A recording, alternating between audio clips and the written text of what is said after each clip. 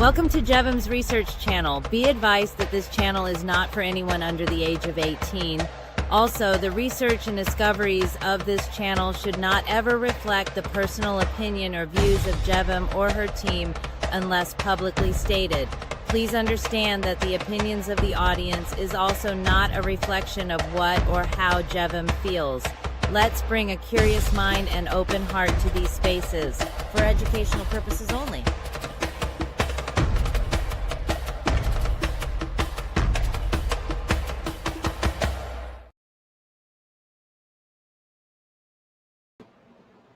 Greetings, everyone. Hello. Woo! We doing a marathon, y'all. Marathon running. So much information coming out. I'm struggling, like, what order should I do this in? What order? Because it needs to make some form of, sense.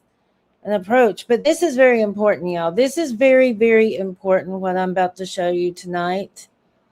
I was set up by this character named Grimy, quote unquote, who sounds very much like someone that most of us, maybe some of us, know in the community. I have been asked by Ali to please just not say that it's that person because we don't know 100 absolute. And I said, okay, I won't, but it's highly sus. Another thing that's highly sus is the fact that they have to go through Ali to begin with. Why do you go through Ali to talk to me? It's been absolutely crazy. Absolutely crazy. The unfolding of the drama. And to think that I was called the drama queen, that I love to just drama farm. Do you all know these are all tactics and words, phrases used to keep women silent, to still their voices, and to keep truth speakers, not just women, but truth speakers, from speaking up against abuse and injusticeness. So this is notorious cult activity. And I mean, this one's for the books, y'all. They set me up somehow so the information could get out and I would be pinned to blame. It's exciting but horrifying at the same time. Okay, so are y'all ready to get to it? I want to say hi to everybody in the chat. Angel, girl, you're classic. You're a classic. Hey, Howard. Hello. Hey, let me tell you who my favorite is. Well, I really don't have a favorite, but I love me some Healing. That's a good band. If you don't know them, you gotta listen to them, dude. Hey, Ashes. Hey, Marcel. Hey, Amber. Yep. Let's see. You were making the videos with Ali the week I found Myth and Lore. Yeah. FN. Now, ooh, okay, are y'all ready? Because we're gonna see this insanity right now. Okay, hold on. We're gonna share screen. And I do hope that I gave you a good background. So they went through Ali to talk to me. Graham Pong is in this recording. Some of y'all know Graham Pong. He don't talk to me anymore because there's just been a lot of arguments in my server, and Graham got very aggressive, and I didn't know what to do, and I didn't want to put him out, but a lot of other people were having issues with him, so we had a vote to remove him. And he's been resentful towards me ever since. And I wish he'd forgive me because he's a brilliant man. Graham Pong is. He's brilliant. And he has a good heart when he's not aggravated. But I really hate that he won't talk to me. And I miss him because he was very instrumental in helping me heal and helping me understand what the hell was going on with me when I left the cult. Just like, I was there for Ashes. If Grandpong and Ali and Ario hadn't been there for me, um, I might have self-deleted, honestly. I really might have. Yeah, Marcel. Yeah, guys, y'all just look. The need to be loved needs to supersede the need to be right all the time. Okay? It's okay to be wrong. People ain't gonna hurt you. They ain't, or hate you, not hurt you. I don't know. The people won't hate you if you're like, look, I was wrong. That's humility, right? And that's what we need more of. Okay, so let's get this started. The stuff against Hillman is so watertight in terms of what would just like go straight to the jugular on his credibility that you almost don't even need to say anything else. Right. It would almost be more powerful just kind of leave that on its own, because then you just leave people with that, and then it's going to be like a little meteor hitting the whole bit. This is the one that brought me the court documents and said that it had to be his way or I wasn't getting the documents to give the world. It's in black and white about what Hillman has lied about. Right. And it's almost like this, like in sales, once you make the sale, you just shut up and let the other, and just, if you start talking too much after the sale is made, you talk yourself out of it, kind of thing. Like, right. And so it's the same thing here. Like the stuff against Hillman is so watertight in terms of what would just like go straight to the jugular on his credibility that you almost don't even need to say anything else. Right. It would almost be more powerful just kind of leave that on its own, because then you just leave people with that, and then it's going to be like a little meteor hitting the whole circle around Hillman, because there's just no, once people start looking into it, it's in black and white. People can go to the and read it for themselves.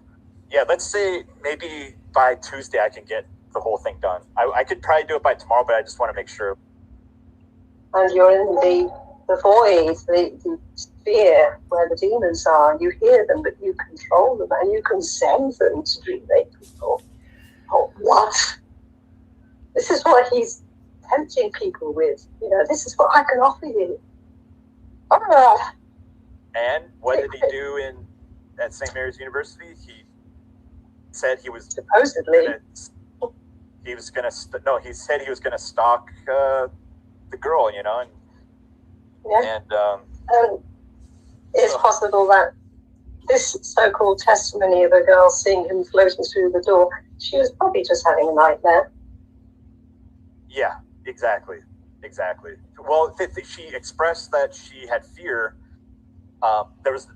Because Hillman had a key to her room, and so, because he was a janitor, so he had like keys to everything, so he could, yeah. And so and then there was another girl who was afraid, who stopped walking to her dorm room alone after Hillman, and then there was the guy who he's asking, what kind of choker collar he wants to wear, is with lace or with leather. It's just like, hey, it's just weird, man. So it's not just BDSM. Females applauding the BDSM as well. Cool. Yeah, I mean, the thing is, it's like he was a adjunct, and he was working on the play. It's like, here's the thing, I don't judge people for their sexual stuff, but like, you just can't do that when you're like in that role. It's just weird. Like, it's like, if you're it's just uncomfortable. It's like, it's going to make people uncomfortable. Like, don't do that, man. It's like he has no boundaries. It's like, and so anyway, we all know the deal. But let's say maybe by Tuesday I can get the whole thing done. I could probably do it by tomorrow, but I just want to make sure, like, It sounds actually good. So by Tuesday, I can commit to that. And if we're good to go ahead, like we agreed, let's just do it on that Sunday. Yeah. Yeah. I'm fine too. I mean, I'm really happy with that. at least. What about just doing it on the same day as Ali's interview before you guys talk? okay, that's the 10th. The reason why I say 12. that is I think you know, if it's like right at the same time, there's going to be a lot more all of a sudden eyeballs on Ali too, in terms of because the way I see it is like this. Like let's say you open the stream with Ali, right, and you play like a recording of the whole thing, and it's not going to be some big production of like an hour. It's going to be like 5 minutes, because it's that simple. You got to give a source for where they can find the information, like the link to the Minnesota court case, the case number, how to find the documents, you know, relevant ones, right? But at the end of the day, like if someone sees that and they're tuning in, let's say there's one person from Myth and Lore who's in like the, you know, in the little club they've got, and they're watching it and they see that, they're gonna all of a sudden be like telling everyone else to get into the stream. Oh yeah, and yeah. There's an element of surprise here that I think is because they know Ali's going to be interviewed, and so there's going to be enough people showing up for that, because Ali does bring interest, for sure. So there's going to be interest in this. Look at all the views that Jason guy got and activity on Ali's interview. Like there's going to be people watching, but if you surprise them with like the court stuff just right straight off the bat, and then just get into what you guys are going to talk about, and make reference to it or not, but at least that's out there now. And that's out there, and as many people as you're going to have see it are going to see it that day. So as far as the Hillman video and stuff, look, if we want to do it, I can record it under one condition. It's in that specific segment or intro or however you want to display it on the channel. It is just that, like, it's only that, and any conversation about it can happen afterwards, but it's just the cold hard truth. And then, you know, whatever happens from there, it's up to you guys. But I can do it if it just under the one condition that it's just exactly what's in the court documents, and compared to what he said about what happened at St. Mary's. And so, yeah. So when thinking like productions, like I'll follow your lead. Like if you say, you know, if we go in and say this is what was found, okay, and you shut it down, then I'm fine with that too, you know. Or you say, this is what all we found. Is this the type of leader that you want running a nonprofit or whatever, you know? Just know I'm willing to follow your lead. That's why I was like, I want to know the ground rules. I was going to second that. That sounds like a fabulous idea. You know, I like the idea of you doing what you're comfortable with, and if other people are comfortable going off the reservation and doing something else, you don't have to be involved with it. So right. That sounds like that could be the best of both worlds there. Right.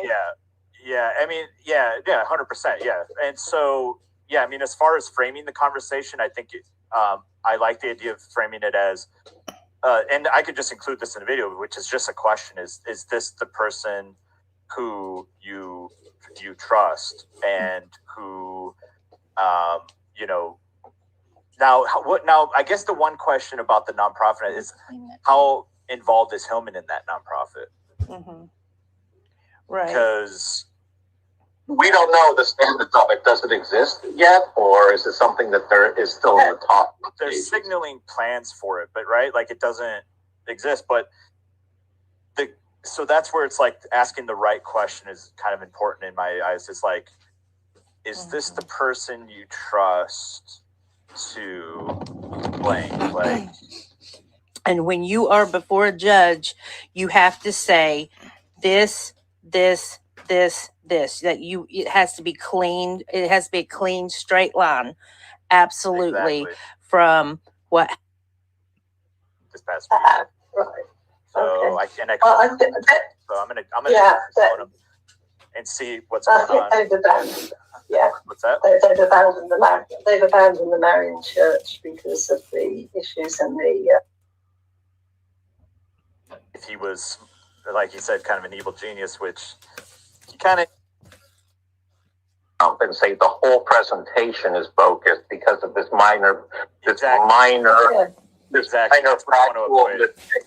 Yeah. But Because I was reading through the comments on my video with Jason, and I had somebody saying, well, once you didn't know what MIT stood for, that lost me for the rest of it. And then there's a whole string of agreements after it, and 37 likes on it.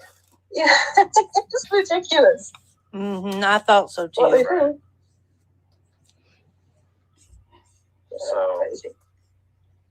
So yeah, Graham makes a good point. Like that's why like with the actual like facts of the just the stuff from the court record, like framing it in a way where they can't just be like, oh, see, there's this one thing that's wrong, therefore all the other information's wrong, kind of thing. And which is what Ammon does. Exactly. So just trying to avoid that as much as possible. I'm just trying to think of all the defenses, and it's like how to at least as cleanly as possible just get the information out. And so can I tell you what I would do if it was me, if it was just me and the knowledge and the proof? I would clip his lies.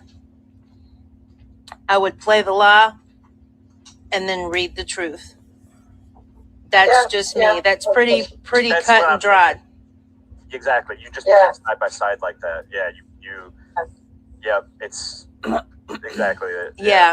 Yeah. I mean, and I've learned and I had to go I learned a lot in these law groups, and it really helped me as messed up as those are. It really, really helped me to realize that the court doesn't give a fuck, not one itty bitty fuck about feelings whatsoever, none whatsoever.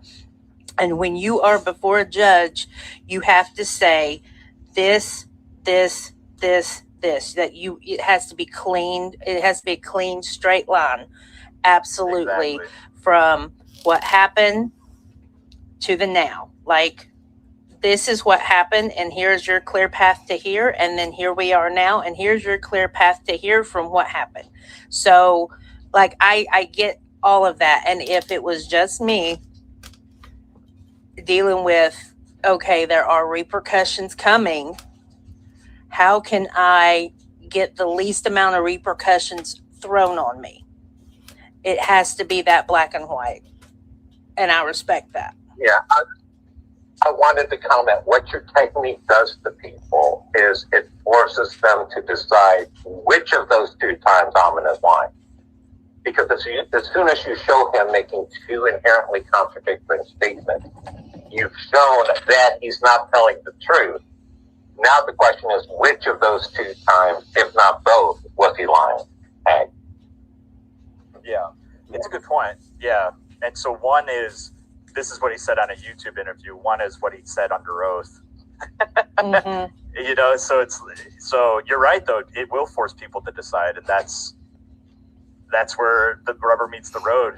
That's where it's like you're going to see people's true character kind of come out on how they see that, I think. But in terms of how it's presented, yeah, you're exactly right, Graham. You're basically presented with this choice on which one you think is true, and so yeah, it is. I think it is effective for that. Yeah, which is what I've been trying to do with all of my takedowns of his literature, his bad translations. I've got a clip of him saying this, and then I've shown the Mexican. It's not what it says. It's let him put his own foot in his mouth.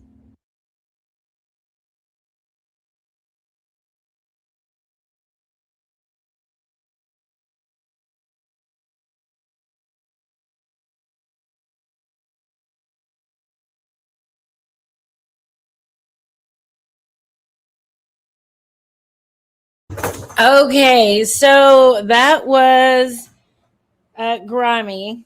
I have no idea who he is actually. I mean, I have an idea, but because of the voice similarities, but I shan't say I promised Ali.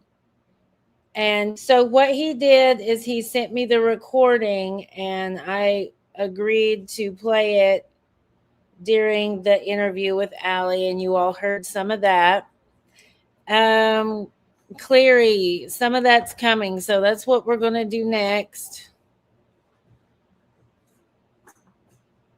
Is we're going to watch the interview with Ali. This right here is what really caused a lot of issues for me in my life. Okay. Let me get back to the beginning. All right. So this was 2 years ago. My goodness. Looking back, I was like, I have lost so much weight since this has happened. I'm so proud of myself. I've lost over 150 pounds. Everybody give me a round of applause. Thank you. Thank you. I worked very hard on it.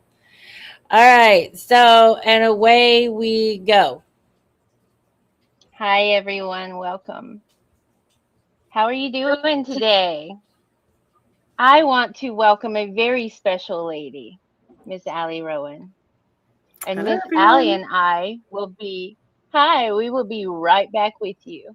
This is self-realization, the sublime truth of sorrow that, however painful, leads to enlightenment. Melancholy, sobering, bitter truths, and unavoidable perceptive insights. Karmic bindings, sustained marriages, and long-term commitments made. Do not fear this truth. It is necessary. You shall know the truth, and the truth will set you free. John 8:32. It's another exclusive. Go ahead and get seated. You know the name. I ain't gotta repeat it. Keep it bumping like a marsh pit, rocking through the night. If you love it, leave a comment. Hit subscribe and like. Always raise the bar, reaching for new heights. Shining like a star, illuminating with the light. I know you see me from afar. I'm burning bright. Hi. Hello there. Oh, my goodness. It's good to have you with me today. It's been a very long time coming. Thinking back to that first time you reached out to me in Reddit, and I didn't know who this person was. And I'm very glad I've met you now. So I declined because I thought I needed a neutral platform, but it's his as it is. And I'm very, very grateful that you've given me this opportunity to tell my story. Absolutely. Absolutely. And I want to publicly apologize if I ever goaded you while I was part of that group cult. If I ever once told you to calm down, in retrospect, you had every right to not calm down. And I'm glad you didn't, because you have rippled out into the interwebs of things, and you have been able to reach a lot of people. Thank you for that, Ali. It's very heartening to hear. And I get one or two people on Reddit and YouTube popping up and saying, thank you for your rebuttal. Thank you for giving another voice that's credible. So, I know what cults are made of and how the dynamics work and how it poisons people. And I want to show a bit of that when we get going properly. So what have we got in store? We will. Well, we have an outline I think that we should definitely try to stick to. I want to welcome the audience. Thank you for watching. I want to say hello to my mods. Hello. Let's go back to AR Mama Bear and Jehovah God. Hello and welcome. First time seeing you. Hello, Graham. Thank you for showing. And Earth Alchemy Holistic. Yakub and EDM Panda. Who else do we have? Okay, so we are going to take questions. Ali is going to take questions. We are going to hold them until Ali has requested questions. We want to try to stay on track with our outline here, because we want this information to be delivered as concise as possible. Okay.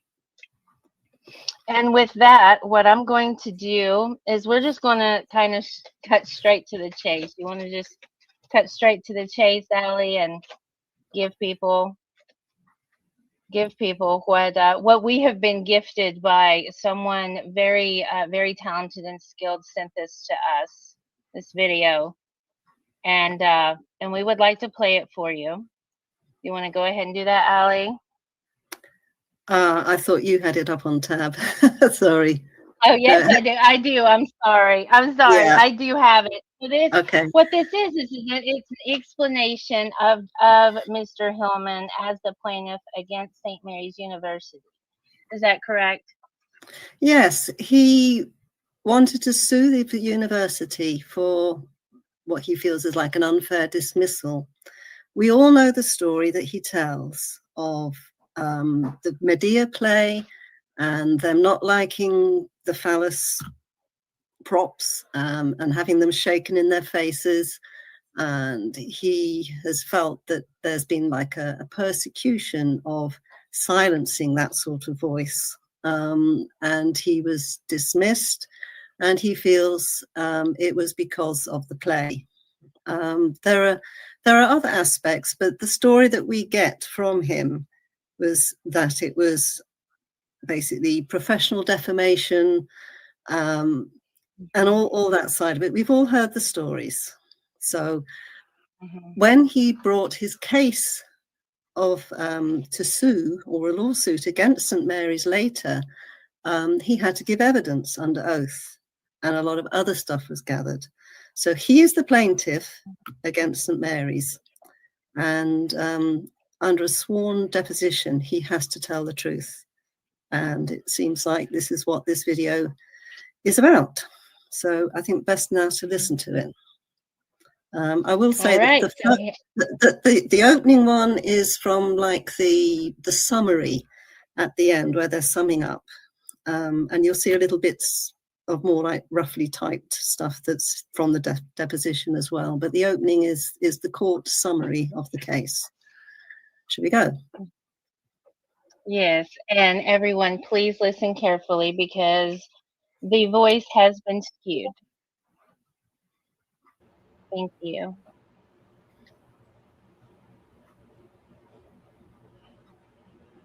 I don't even know where to begin with this episode.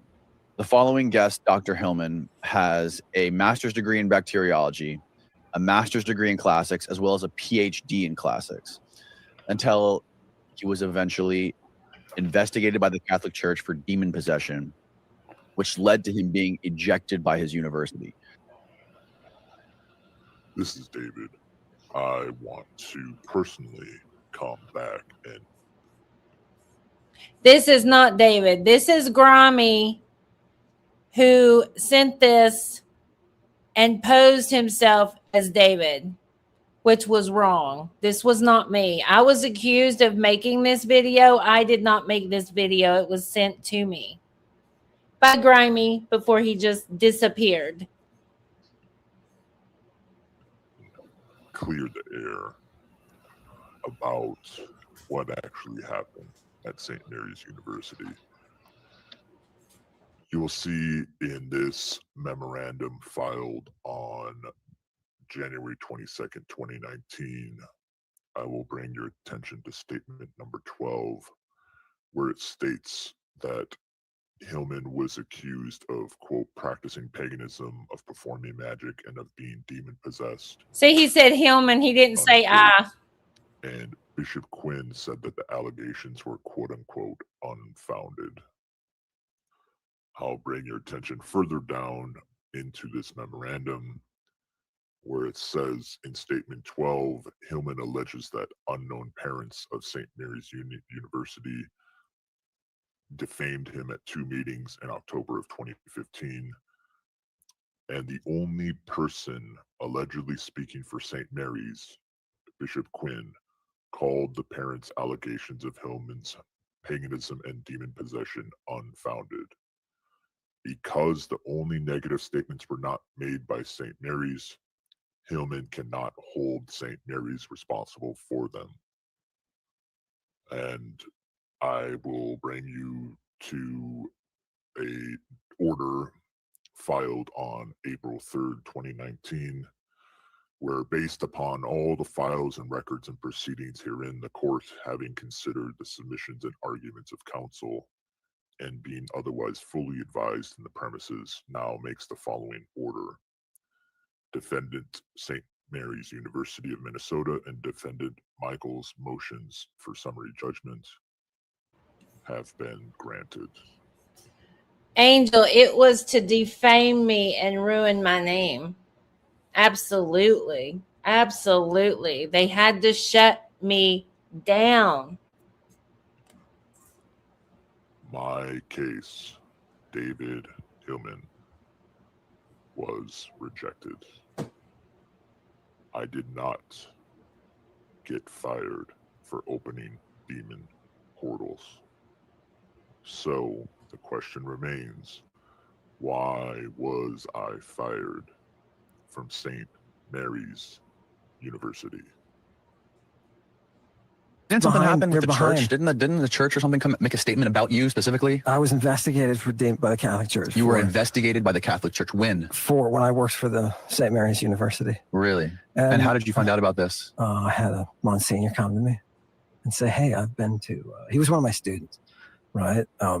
Keeping tabs on everything and learning Greek. You got to learn Greek in the process. So I hope he kept it up to this day. He told me, he said, "I've been to 5 meetings about you." What? I couldn't help but laugh. You know what I mean? At this time, my professor's coming to me going, "You're going to get fired. You can't get fired. And, oh, by the way, we support what you're doing, but we're not going to put our asses out there." Right. I thought, well, cowards, but whatever. I had to stay true to the sources. So I did. So the Catholic Church, look, a student on campus claimed that she woke up at 4:35 in the morning, and that I was floating. I floated through the door of her dorm and hovered over her roommate and had with her roommate as I hovered over her bed. And then she woke up and made a noise, and I extended my hand and paralyzed her. Now, this student was released from school due to the mania. It was a mental discharge. One of your students? No, she wasn't one of my students. She was one of the students that was working on the play, the Medea, that I was the contracted advisor for. Okay. And the student that I allegedly hovered over and made cosmic love to was the lead role as the younger form. David again. I would like to bring your attention to this affidavit filed on January 22nd, 2019, of one Stephanie Lucas Waverly, who was formerly the Dean of Students at St. Mary's University. She is the one who fielded the actual complaints against me. And oddly enough, it had nothing to do with what I told Danny Jones. So, should we get into it? Let's first start with the actual allegations against me, David Hillman, from St. Mary's University. I'll just briefly run through some of them. So there was a point where I made a student feel very uncomfortable. I asked about the sex life of one student with another cast member. I had said that she could be a model for sculptures, so far pretty innocuous. But then I started to say things like, "God damn, you're trying to make me fall in love with you." And then I knew she wasn't a whore. You know, This normal isn't things him, to though. say to students. I asked these students to whip me with the writing crop, of which the director had one, and I had one. Now, by the way, the director, I lived with her for 3 years after the play. She supported me. We can get to that later. Or you can look into it for yourself. It's all in the deposition that I gave under oath. We'll talk about that in a minute. I visited the students' dorm rooms multiple times. I made them feel not safe and uncomfortable. I made them feel like the Medea play was much more sexual than it needed to be. I caused one student to not pursue a theater major. One time I caught a student after class in the hallway, and I asked her to sing part of the song from the Medea play for me. She felt compelled to, and afterwards I told her she was the rabbit. And when she told me she had to go, and I told her we are the wolves and that I was going to come after her. And she felt unsafe because she was singled out. She didn't walk alone anymore to her dorm. There was another student where I showed up to her room multiple times in one day during autumn break. Another time I told her I wasn't going to touch her inappropriately, which she found strange. Whatever. I asked her if she was a virgin, as if I should know. There was one point where she had a migraine and she left early. And I told her that women that have migraines the first day of their period have more power. I calculated in my mind that she would be the most sexually driven person on stage for the opening. And I asked her if she knew how beautiful she was. And I asked her if she was talking to another guy. And I said to her, who would dare to touch you? What? Who would dare to intervene on the space I have set aside for me? What? Are you all hearing this? Okay, let's also address the fact that yes, he did impersonate, and they put it out there like it was me. I recall. Paula, come over to YouTube. You're on the Facebook side. Come to YouTube. Okay? Come over here with the rest of us. This was the muse talking, by the way. That space was for me. Of course it was. And here are my admissions. By email, that student had emailed the director of Medea and said that I had gone to her dorm room. And I also emailed the director of Medea and said that I had found the young Medea in her dorm room alone for the weekend. In another email, I told the director, Judy Myers, to tell the rabbit that she is next. It's time to feed. And a few days later, I emailed. Pew! Oh my God. Could you imagine being a college kid and your janitor creeping on you like that? The director, Judy Myers, that I ran into the rabbit and was transfixed by her, and I made her sing for me. But I shouldn't have done that because she reached inside me and took a hold of a little piece of my soul with her voice. No, it was not me.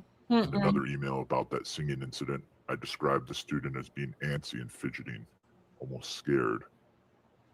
I asked Judy Myers if she knew why the student was frightened. I answered my own question, though, saying that the student tried to dart away, but I held her with my gaze, and I forced her to sing into my ear. I closed my eyes, and she sang into the depths of my soul. And suddenly, her face transformed into something beyond human. Oh my God. And the student told me that she had to go. But then I said that she was the rabbit. And me, Pan, was stalking. Do you remember earlier today? I think it was earlier today, or maybe it was last night's decode of him when he's like, go to Alice, go to Alice. Ugh. Her. And as the student got up to leave, I told her that I would be watching her and that she literally ran away. And suddenly, I was alive. Now, in Judy Myers' deposition, she conceded that my conduct was stalking of the student under St. Mary's sexual harassment policy and any other classic definition of stalking. That was in her deposition. No, this is a recording that I was set up and coerced into presenting to the public with Ali Rowan. Deposition for the court. And I conceded that I told students involved with the play to whip me on several occasions, which, can you blame them? And I didn't limit my sexual or inappropriate interactions with students to females. In September of 2015, I exchanged a series of emails with a male student asking him, if you were to like the feel of a lady's silky negligee, would you prefer a garter or a choker? The student told me he'd prefer a choker, and I asked him, leather with studs or frilly domestic lace? I told the student, let me see you in your finest lace. These are normal things that a adjunct professor and someone who is contracted to oversee the translation of a play would say, right? Finally, I want to bring you to attention of my deposition, which I took on December 5th, 2018. He probably only got that job because he was a janitor, put the moves on Judy Myers, the drama professor who he owes $300,000 to. Here we go. This was an 8-hour affair. There's over 200 pages in the court record that you could go read. A lot of 200 pages, y'all. With inconsequential details that you don't need to see. I seen Flogger, Nymph but there is Chaser. one page, page 195, where there was an email that I had sent to Judy Myers where I say, I saw a couple of actors today, nothing remarkable. Look here, I will show Medea what it is like to be a puppet. The very nerve of her standing up to me like that. Oh, yeah, y'all. This is some. No one, I mean, he loves The Shining, right? I mean, creeper. Waiting to see the fury. Your brain is active, mine is full of longing. I feel like I can't go on without her eyes. There was something in them that was beautiful and overwhelming. I want to make her cry. Is that a haiku? P.S. I will show Medea what it is like to be a puppet. The very nerve of her standing up to me like that. There's much, much more to cover in these court documents. There's much more than I can probably say. But they are the truth. They are the sources. They are the reason why I was terminated. It wasn't because of opening portals or demonology. It wasn't because of free speech issues. I did contact the press, and that's discussed in my deposition. You can read it all. The reason why I was fired and terminated from St. Mary's University was because I violated the sexual harassment codes that I had agreed to while being employed by the university. Just like you would for any university, Catholic or not. Just like you would for any place of employment. And so I asked you, do you want the sources about me, David Hillman? If you do, we'll provide them. I'll give them to you now because it's time for the truth. I want to stress this again one more time because there's going to be a lot of confusion and a lot of defense and a lot of lie.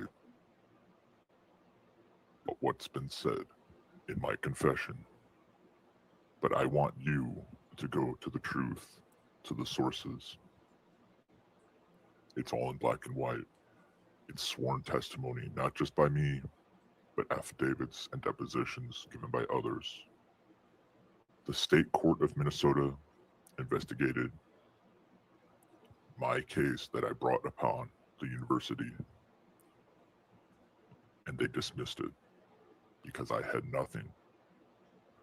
And that's because, and I'll state this one more time so that everyone is clear, I was terminated from St. Mary's University for violating sexual harassment codes and policy that everybody employed there was beholden to.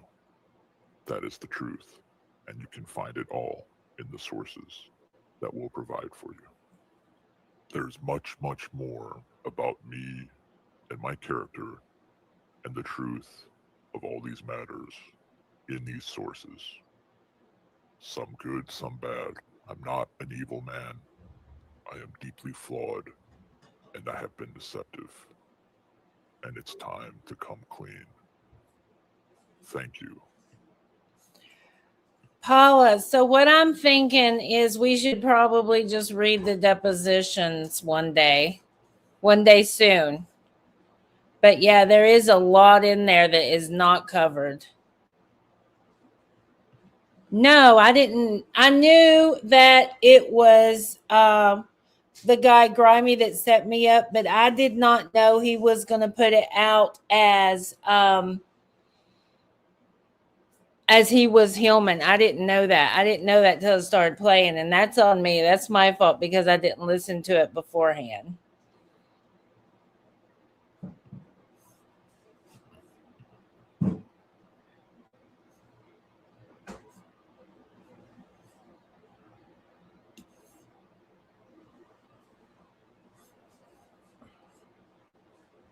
Not sure where the sound is. Sorry, my mic was muted. Okay, Yeah, I Ali. noticed. So Yeah, I've unmuted mine. So what we're going to do, everyone, is we're going to give you these sources. They're going to be linked in the description after the video. Absolutely. Okay, so let's see, Ali. We're going to go on and we're going to talk about how other ways he's been deceptive to protect himself. All right. Before you do that, I would like to pick up something from what he said. He said he called up the media.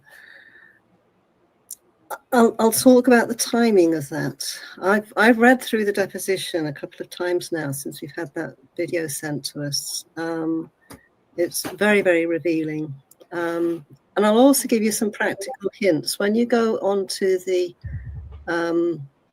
Minnesota court website, the opening page is a bit daunting. You think, I don't know all these details. Ignore that. Go up to the menu at the top and pick up documents.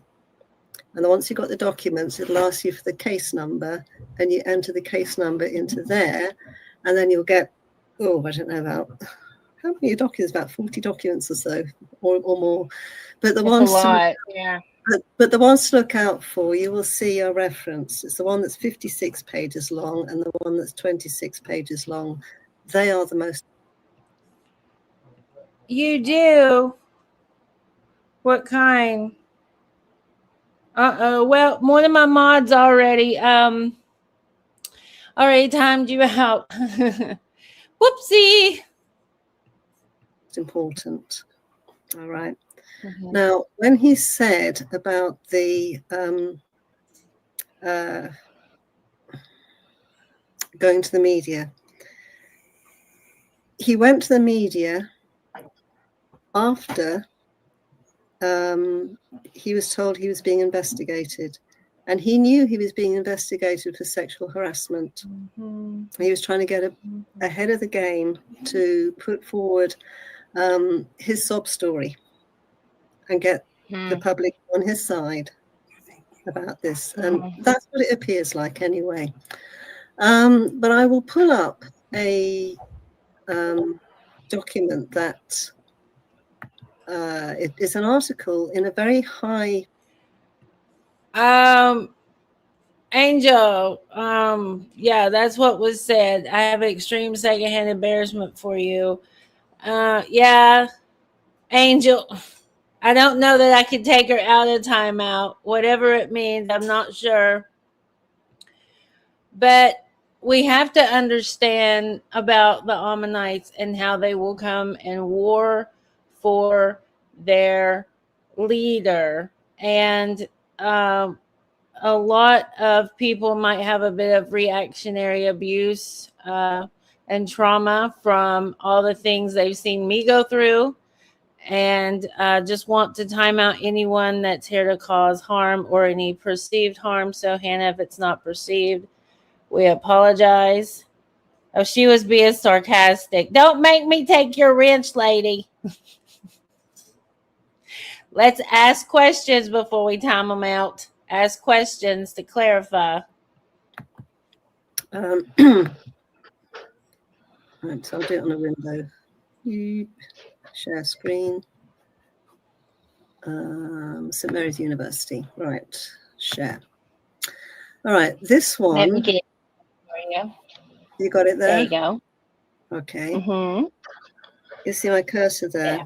Yeah, He says, they do, Finn. now, after 3 years at the university, he's out of both jobs. He was an adjunct and also cleaning the toilets. Which Hillman says he was the subject of vague sexual harassment claims, which he denies. No, he doesn't. But the university was looking for any excuse to get rid of him after he ruffled administrative feathers by introducing phallic props into a play. Right? This is his public sob story. And then right at the end, his final punchline is, with my firing, they shot a message across the bow. Look, this is what happens to people who stand up and insist upon speaking freely, he said. It's not academic at all. Can you see he's actually libeling the university here? They have every right to sue him because this is a prestigious educational magazine that people who are looking for potential employment or to, you know, it is libelous against the university. And then he has the gall to try and then he has the gall to try and sue them for being so-called unfair with him. But he was fired purely on grounds of his sexual harassment. So that is the truth. And, you know, where else is he not very honest with us? All right. Exactly. Yeah. Okay. I'm protecting children, right? Yeah. So, you've got a video to play of some accusations that came against us. I think those need addressing first, don't they?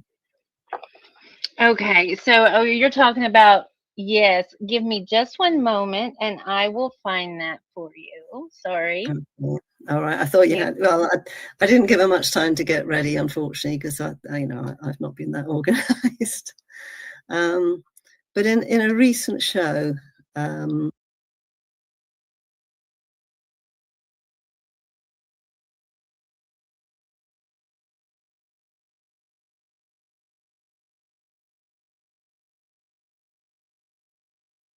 I think it was, sorry, I didn't realize I was muted. I think it was to get the information out there, but to pin it on me so that they didn't have to take the blame. Like they wanted the information out there and they didn't know how to get it out. I mean, they could have surely figured out a way to get it out, but Grimy dude went through Ali to get to me to convince me that this was a good idea. And he told me that this is the only way I was going to get the files, like all the court stuff. And I mean, in hindsight, I could have researched it, got it myself, but at the time, like, I may not seem traumatized there, but I can put on a good face to hide my pain and trauma. I've that's the way I've always been, and Capricorns are notorious for that anyway. But yeah, he wanted to pin it on me and wanted the information out, and this ruined my name. It totally ruined my name. I think the Lady Babylon group have known for quite a while that this video was coming up, this interview was coming up, and it seems that they've taken measures to, well, basically to avoid being scrutinized, but we will scrutinize them. Love you, Ash. Have you got that ready now, Jevim? Not quite yet. All right. So it is, you know, it's unfortunate that untruths are being spread and believed and then repeated back to us. So it's good to hear them repeated back to us because then we have a chance to correct them. All right. Are you all there now? Yes, let me go and get the timestamp just perfect, and I will be sharing it right here. Let's see. Yeah.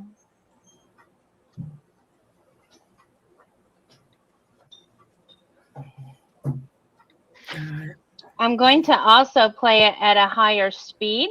Yes, do that. Yeah, it helps. The time is ticking on. Yes. Okay, so here we go. I think people are going to be patient with us. They can be patient. Yeah. Yes. They understand. Okay. Let's see if I can get this just right. By the way, if there is anything personal, it's only between me and him. Can you go back a bit? Go back a bit. Happy and I'm joined always by my co-host Dion. I believe that. Life is beautiful. And we are joined by our special guest Ryan Seven. How's it going, Ryan? Life is beautiful. And how's it going, Dion. Neil? Gnostic informant. Hell, Satan, let's go. Amazing. So before we get into things, we do want to address a little bit of drama that has come up recently between our friend groups. As many people know, Neil and Dr. Ammon are close friends of ours, and a lot of people have been talking on our Discord, Myth and Lore, and have been posting in our comment sections, asking if there's a feud or a disagreement going on between you and Ammon. They'd like some clarification. Several people saw your live stream where you were talking about the origins of the Septuagint, and they saw you making some joke where you were whipping like Dr. Ammon. Anyway, people are thinking that there is more going on than I think actually is. And as far as I understand, this is an academic disagreement. This is nothing personal. This is about understanding this person's history. And by the way, if there is anything personal, it's only between me and him, and it's not public. People who air out personal disagreements make me sick, to be honest. And there's people who try to get close with Ammon. I've known Ammon for like almost 3 years now, I think, 2.5 years now. And I've seen people try to get close with Ammon to the point where they want him to be his cult leader. And then if he doesn't, and then he gets a little weirded out and then pulls away, all of a sudden they're like Ali and Ariel and the occult, whatever examiner. All of a sudden they're actually the ones in the cult trying to like cancel Ammon. So I want to actually, before I even discuss what happened, just want to defend Ammon against people like that. That's all nonsense. It's all people who are obsessed with his success and they want to latch onto it. And Ammon is. I'm going to defend Neil in this moment. Neil was not in the Discord servers where all the cult activity was going on. He was quite a bit removed from those things. So for him to be friends with Ammon and Snappy and to just, have faith that they're telling the truth, this is where I think Neil's coming from, because Neil was not in the servers where all the abuse was going on. There's all the success, and he deserves all the credit. Now, just to give you my little rundown, I've always supported Ammon. I promoted his channel from day one. The first time anyone's even heard about his channel was on my channel. When I promoted the channel, he had 3 subs. Now he's got tens of thousands, and I hope he continues. I love seeing that he gets 1,000 people watching when he goes live. That's enough, really.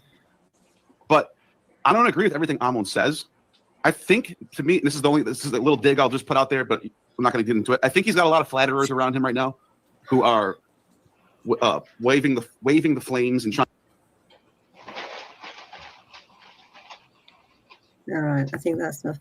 I'm unfortunately thought that the other part was on that. He said that before the court papers come out. This recording was the very first time the public knew about the court papers, about any of the court stuff.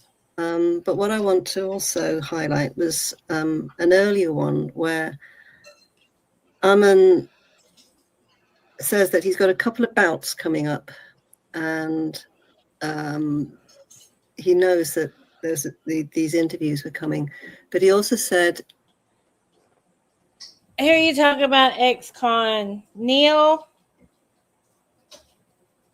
don't get me started on ex-con stuff, because I feel like, and I haven't read his court papers, but I feel like what Neil did was like nothing compared to what they were harboring. Nothing at all compared to harboring. And I think Snappy looks better with hair and lipstick. After my first interview, I had said he says things which make it sound as if he's hinting that he himself has had some sexual abuse in the church, and he was vehemently denying that. I only say that on the strength of what he has said himself, and I want to play this particular one, which I know most of you might not have heard because it's not on his own show. It's on Tim Mills's Harmonic Atheist. But I will now share this. Exactly. Okay. I would like to bring attention to the fact that most people don't go through and work through all his videos and all the material that's out there anyway, too. So a lot can be missed. Yeah. Okay. Right. Oops. Google Slides. Okay. Sorry, I'm not ready there. Should have done that. Should have had this ready. It's okay. You need to present it. Yeah. Where's it gone? Help. Present. In fact, it might be easy if I just share screen rather than just share slides. It's not. No, okay. I should have loaded those slides. I will just share screen instead. Yeah, we'll go there. It's much easier. So you'll have all the stuff on the side. Present. Okay. Share screen. Share screen. That one. Okay. Right.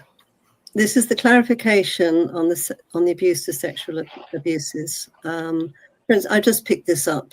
I wanted to add that Dr. Hillman said on October 23rd, 2024, that he has never in any way, shape or form claimed to be sexually or any other way abused by clergymen. This is the segment. Do I have a personal relationship with Jesus? You better believe it. We've already been wrapped up together into history, so you better believe it. So you mean that in the sense that like someone that loved Shakespeare's works and was just a master that they have a personal relationship with Shakespeare, not that they're calling Shakespeare a god or divine figure or something. It's just it's part of your story at this point. There's a deeper level in it. You and I both know that. I was giving a talk once, and a guy came up to me at the end of the talk. This is in Gloucester, and it was a. Have you not heard about the recent developments? Could someone in the chat update Zach, please?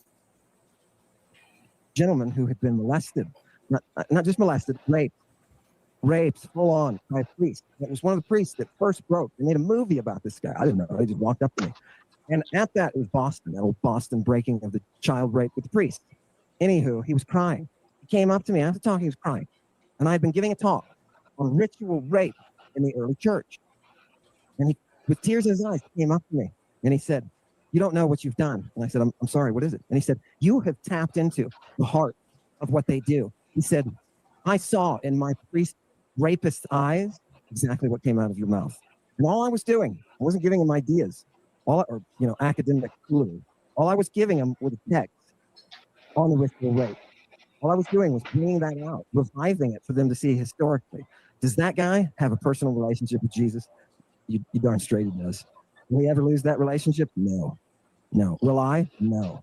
I've been there. Other people have been there. Julian the apostate, right, has been there. Although he was kind of hiding the whole time because they just killed all his family.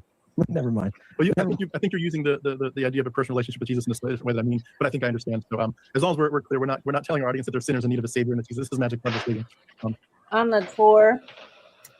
Right. Well, really, welcome back. It's very hard not to conclude or not to assume what he's referring to is what Tim Mills had assumed. And Ammon didn't jump in saying, "Oh, no, it's not what you're thinking."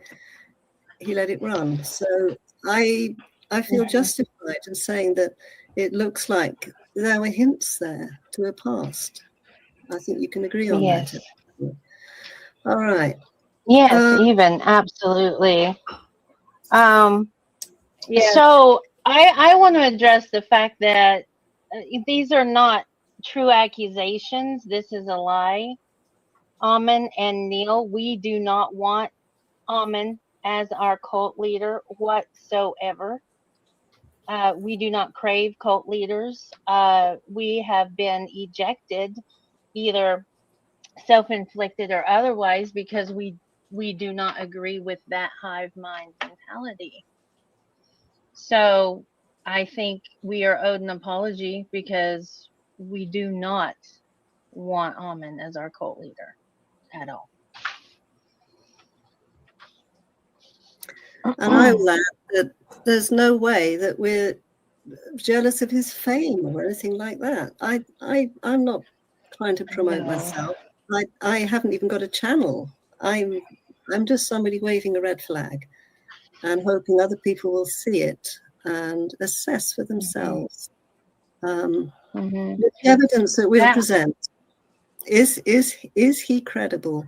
Is what he's saying credible? Is what he portrays of himself credible? And we will give you some evidence to think about. Right. I want to add that when I joined Myth and Lore, I was not really worried about my channel, and Snappy, who did groom me, was a strong supporter of me doing things on my channel and keeping my channel going. And then when they seen that I had good, decent production and editing skills, I become someone of worth. But as soon as the big Danny Jones drop and I was causing a stir about how women were being treated, I was no longer needed. Yeah. So I'm not after fame. Obviously, speaking up puts a target on my head. So, and I'm not, my channel's not monetized. I'm not making any money off of this whatsoever. So the defaming of me and my channel and my agendas need to stop too. Absolutely. Right. I suppose we'll move on into my story because the time is going. Well, like I said, no rush. I have given you my whole day, so you know those that can stay will, and those that can't won't. All right. Well, it took me a little while to understand, or to actually realize he was referring to me with this Sisters of Frustration nickname. I thought it was to do with some other people that had written in, but then it eventually dawned on me, yeah, because of how he was trying to frustrate me. But before that, I need to go back, explain a little bit about myself, because not everybody knows me. I'd come into sort of charismatic Christianity back in 1974, 75. Joined a house church. I've stayed in that stream.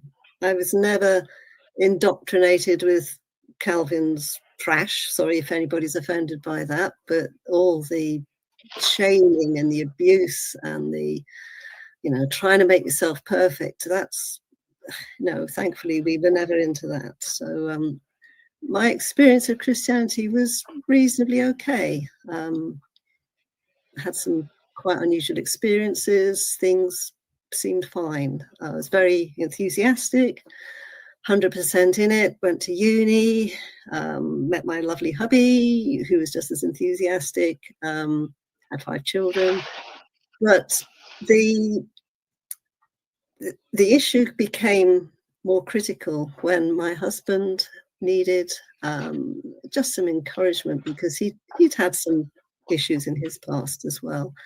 And in the church at the time, we got married and came to the house church that we were in, which had become 4 larger congregations by then, each with an elder and a wife looking after them. And one of them took Chris under his wing. He headed up the music group, and Chris is a musician, so giving him responsibility, believing in him, you know, it was good pastoral work. You know, he has got an amazing pastoral gift. But at the time, for reasons we didn't understand, he felt he had to leave the church. So you could sense there was tension, uneasiness in the church. There were things going on behind the scenes that we didn't know about.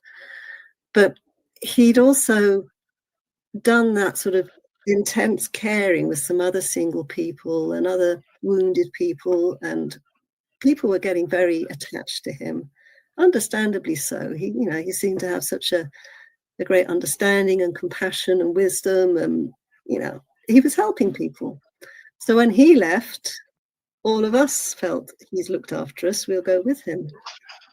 So it started fine, but I was beginning to get uncomfortable because he just didn't seem authentic to me, and all my interactions with him are just fake. I really couldn't connect.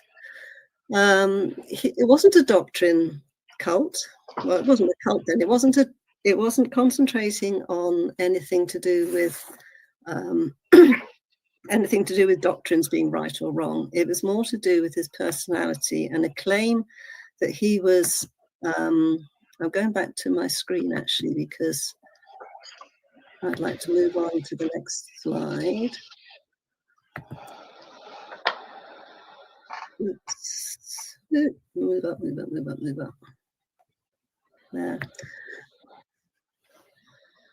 He had appointed himself as such, or we had appointed him. He'd never had any training. He wasn't under any denominational oversight. He was by himself. He was totally unaccountable. And really, that is what a tyrant aims to have. Zach, don't be rude with your understand me questions, dude. Don't be rude because you will get timed out. I do not moderate my moderators. If they time you out, they time you out. Is this unaccountable rule, sole rule, and that's what he had.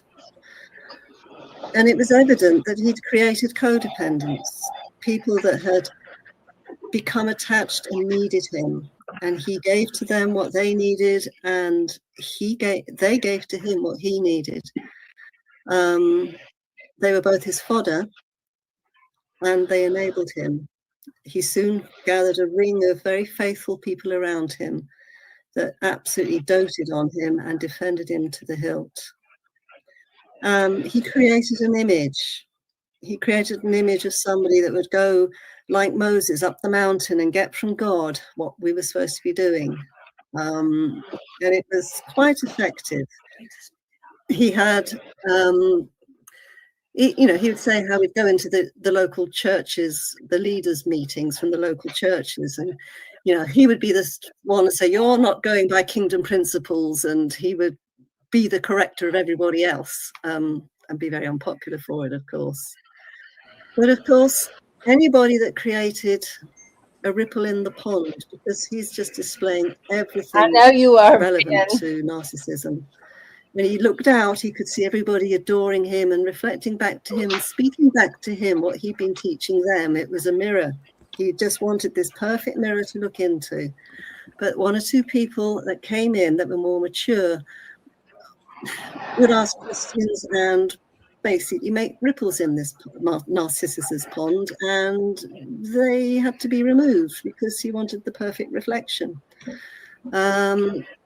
We didn't know really what was going on, but you were aware of a tension, and then these people would disappear and we would be told, they were this and that, the other, and basically put off ever talking with them again. In other words, this was a shunning order. And even prior to them going, his most faithful people around him, you would draw aside and point at the person he's wanting to out. And so if you notice this, and then he would connect it with something that actually wasn't connected, so that the person he was talking to would make that connection themselves and conclude, somebody I need to stay away from, or they're spiritually defective in some way or other. So anyway, he carried on. This was for 25 years. We were in this. A family with one income and 7 mouths to feed, and run a car. And it was frugal, but we were generous givers. We gave a lot away to help the church because there weren't many people in it that were good income earners. Chris was only a teacher. He wasn't high up. He wasn't a headmaster or anything. He was just a teacher. So we made sacrifices for him.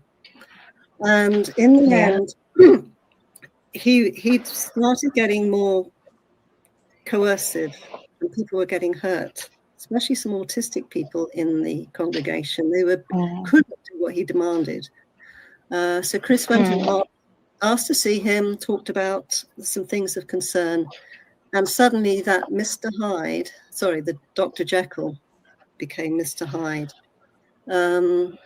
I won't go on too much more, but it was horrendous. The double speak, that he would be putting a knife in us, but inside a sermon to everybody else. You know how it works, this double tongue. So anyway, it was literally being Nebuchadnezzar's furnace, because we wouldn't bow down and worship at the idol whenever we heard the music of his voice. We did not bow the knee. So we were thrown in the furnace. But honestly, I can say that what we came out, well, certainly I did, absolutely free of that fear of man, because he had so ruined our reputation with all the slanders that he was saying in his sermons, implying there was somebody in the congregation like this. And it was obvious he was talking to us. But I actually found my own self in all of that, and got secure in who I am, and I'm certain of my principles, I'm certain of my values, and I don't care what he's saying, and I don't care what they're thinking of me. It's not true, and I know it's not true. And it grounded me a lot. And in a way, I'm sort of grateful for that. It gave me a huge boost of character growth. And it's also given me the awareness of cult characteristics, the toxic dynamics, the way a narcissist works, how he will mask what he's really like and mask his real intentions. And it's been very, very useful. So, that is my experience in the church. All right, I'll stop sharing it. According to Dr. Romney, who is, I guess, the leading psychologist on narcissism, apparently it's a movement. There is a trendy movement of being this way, this disconnect, this apathy, and this God complex. So I'm really interested in, like, how did you even find Ammon? How did you find Ammon? And like, how did he treat you in the beginning? Because he's, very initially standoffish to women, right? Initially. All right. When I exited the abusive church, it's worth saying this bit, I suppose. We were, during the abuse that was going on in the church, we went online and connected with a lady who had done a thesis in spiritual abuse, and she helped open our eyes to what was going on. She had interactions in LinkedIn. There was a discussion group there, discussion forum, and she called Chris and myself in. Chris was my husband, by the way, anybody else. Chris and myself in to help in the discussion.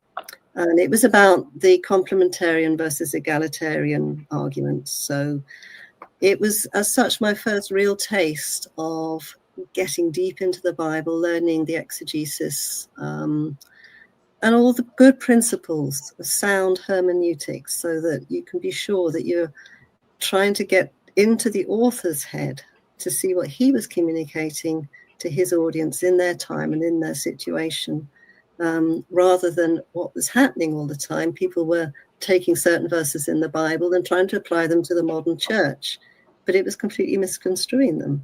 To get faithful to what was being communicated, you've got to get into their history, into their culture, into their situation.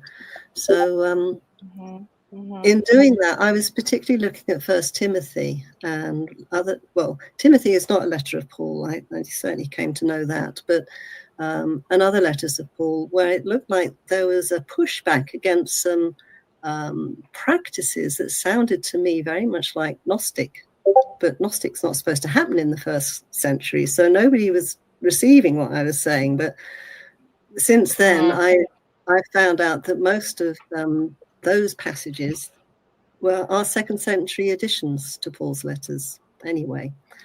But because as I was reading Timothy and I was reading 1 Corinthians, noticing things where it seems like people were in mania. And I thought, well, you get into mania through drugs. And came across Carl Ruck, came across Brian Marescu, and of course came across Ammon.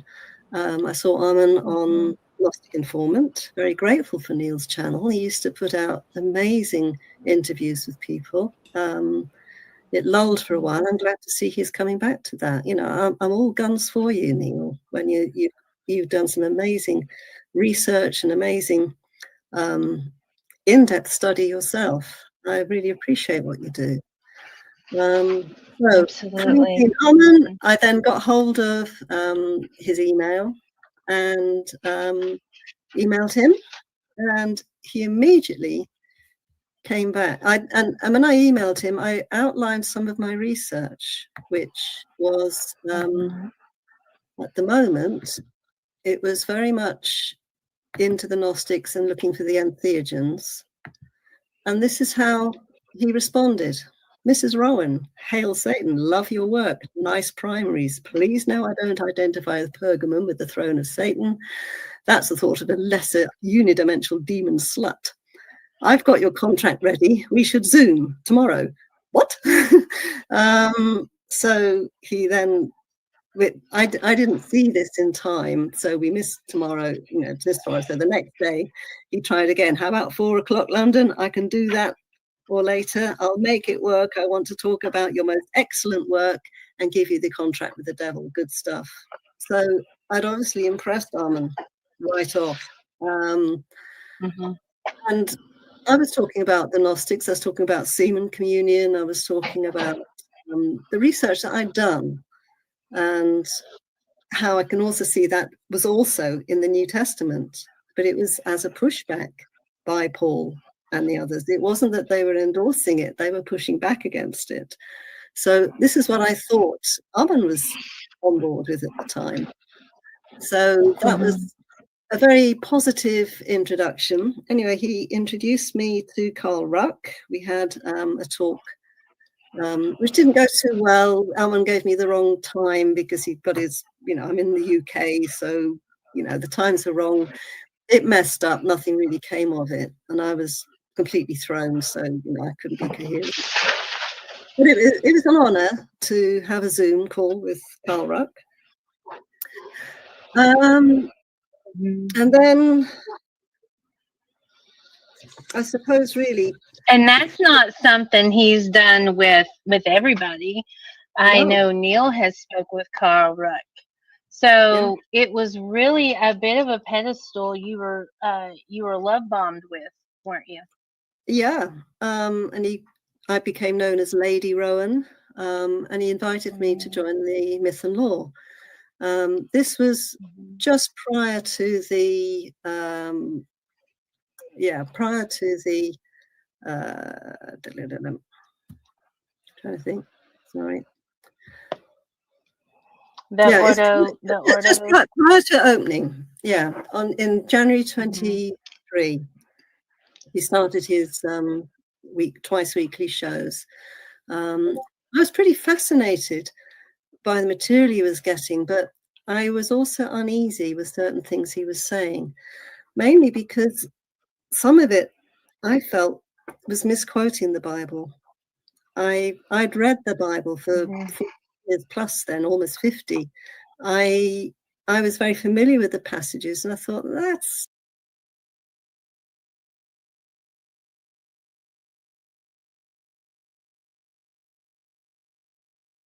Let's address this. Let's not time them out. Gossiping grannies. Shh, let's not talk about the sex offenders. Let's not talk about the legal stuff. Yeah, let's just call them gossipers. We're just gossiping. We love drama. No, we are speaking the truth against your leader. Do you need a big time out? Will you stay and be a friend? Or will you go and run to him?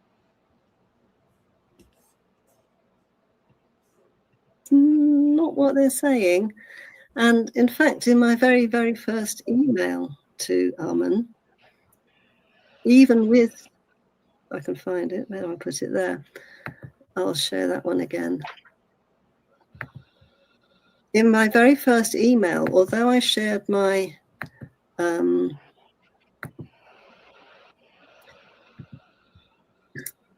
sorry, it takes a few clicks to get there. Above here, I've got. Apparently, they don't know that we know that they come in like piranha and they say vile, nasty things. Like, it's an energy, guys. Yeah, you understand? Ammonites watching, y'all put off an energy of funk. I mean, that funk can be washed off, but you need to defrag from the programming in which you've been fed, that you have fed upon as well. Do you understand? You all put off an energy signature and it's funky. A rundown of my research. And I said, P.S., I hope you don't mind me pointing out something that discredits what you're saying. All right. And I did say, look, I'm jealous for you, because this was about Jesus touching the children. And I said that, check it out for yourself, Ammon, in Mark 10, 13, 15.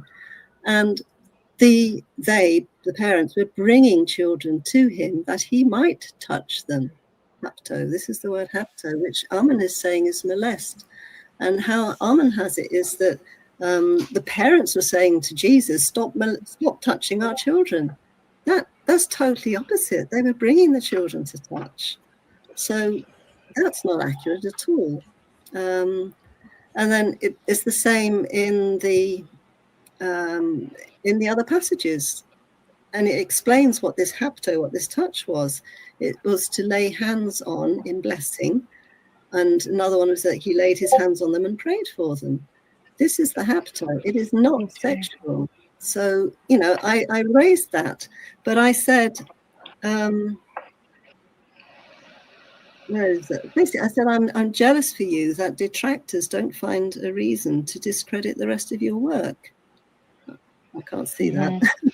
But anyway, is that when his attitude started to change towards you noticeably? No, as I said, this is my opening email, was my first communication with him.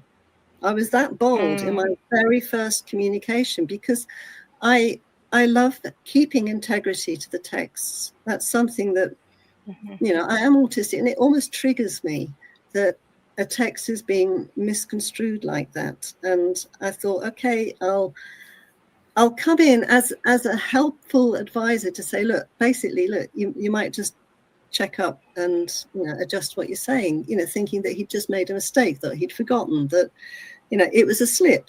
And I wanted to protect him from people criticizing him, and that's why I said it.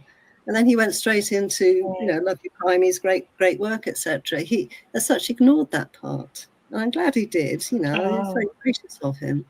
So, as I say, that was my attitude: protect him, be jealous for him. Right, to protect him. Right. Yeah. So about when did you get invited, and who was it that invited you into the order? This was snappy. I was asked. Oops, sorry. I'm not sharing anymore, am I? I'll just go back and share the screen. No. All right, present. Yeah, sorry. It'd be nice if there was just a quick way of having to come in and out. Otherwise, I'll just keep it up there. Yeah, you can. You can all just right. keep it up there. All right, I'll keep that up there. All right. This is, I'd blanked it out, but obviously you've brought up the name now. I've got nothing. Well, oh, I'm sorry. What you're showing is the college article. Oh. So you might want to, It should be on reshare. this. I should be on this one. Oh dear. Okay, stop sharing. This is strange because I was sharing that one as far as I knew. Oh, that was because it was on the share screen. No, I don't get that. Yeah, okay. All right. I don't know. I'll go back to share screen. Oh, I know what happened because I didn't do share screen. I did slides, so I shall do that. Present. Oh, yeah. Mm-hmm. Share screen. And I will now go to. I call it StreamYard for a reason. All right. Can you see that one? Yeah. No, it's not. It's not up for me to present for you. I'm sharing my screen. I don't understand this. Untitled. Boomers and technology. You got that there one? It goes. There it is. Right. Okay, yeah, there it is. Sorry, okay. I'm not familiar with this. So this is my invitation. Hi, Ali. A few of us are working on establishing our own initiatic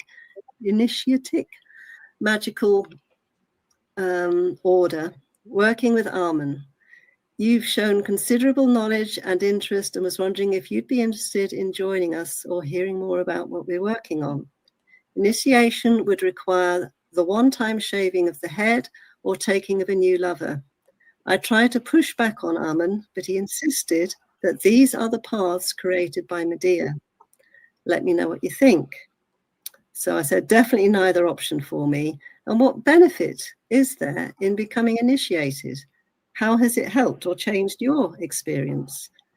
And those that know Snappy will know they have had quite a bit of a difficult time in their own previous church experience, and a lot of shaming and a lot of, well, it's an issue that the church still frowns on.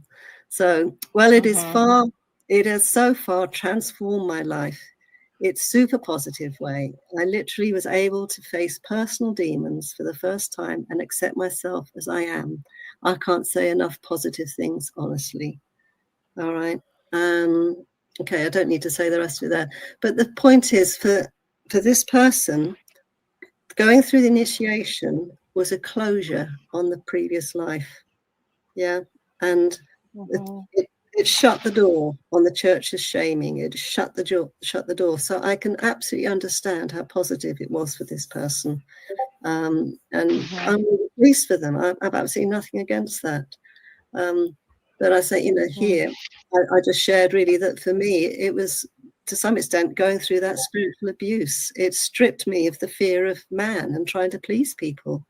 Most people are insecure because they're trying to be accepted, trying to be validated. That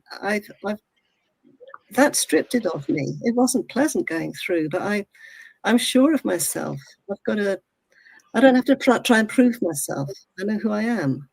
So, and I know that the character that's forged in me because of that is a good character. So, those people can judge, obviously. All right. So, well, and it's 3 forms of initiation. You can either shave your head, you can have a new lover, a one-night stand, or you can dress in lingerie while you're sitting on the throne in front of an audience, which is hazing. 2 years later, and none of the stories have ever changed. We have stayed consistent. Right. Those 3 were the ones I was told I could do. Yeah. Well, see, the point is the Ordo Serpentis Rosae, which is what it was called, was started by Snappy in February. Oh, here we go. In February. And it didn't last didn't need to last that long, because when the private server was opened, that became as such the Ordo Serpentis Rosae. And anybody entering that server had to be vetted in that they had to agree with Ammon's take on Mark 14:51-52. In other words, he only allowed people in that were going to be in his echo chamber. And they had to go through the initiation. So as such, all of Lady Babylon is now what's called the Ordo Serpentis Rosae. And it's quite amusing, actually. If you go and look at the listing on Lady Babylon 666, go right down to the old lives, go down to season 2, and you will see that there's a slightly different coloured yellow background. I think they're yellow and blue on that season. I can't remember now the two colours. I like that and this slightly different coloured yellow background betrays the fact that what is now called Apocalypse Rose used to be the Ordo Serpentis Rosae. It was like that's what it was labelled. And he's trying to conceal the fact that he was running a cult, which he was. It's not pleasant, but I will show this one here. This is something that Ammon asked them to do. All right. It's a friend who left and came and joined me when I was thrown out. All right. And he says this was after a particularly vicious discussion about attacking a specific person and his wife. Ammon proposed to use the energy of us masturbating to send a dream incubus into this Pastor Douglas Wilson's sleep to rape him. This was all obviously by VC and voice chat. Ammon sensed that my friend here was hesitating, so he shot this email over to my friend. So we have it in writing because it came to my friend. And he says, watch this, please. It's a YouTube down there. I haven't tried to type it in and find out what it was. Maybe jerk off while you do. Seriously, high and jerking off. And remember, the guy believes 12-year-old girls should have to marry their rapists. And fuck anyone who can't support the Virgin, Ammon. All right? So this is the Ammon that you don't see on screen. And at the same time, I didn't just hide that there. One of the people who's in the order there posted this picture to the group for Ammon and Snappy to use. I didn't blank those names, to use as to aim for their magical focus of the operations. All right. So he's roping people in to help him do magic. Okay. Right. So all right, that's later. I will go back. Okay. When did his attitude change towards you? Like, was he able to see that you were kind of waking up to things that he was maybe alluding to, or not stating clearly, or how did that come about for you? Well, I'm very secure of how to read a Bible verse in its context and to understand a lot of the wider issues. And what was irksome was how he would isolate a single word, for instance, like hapto.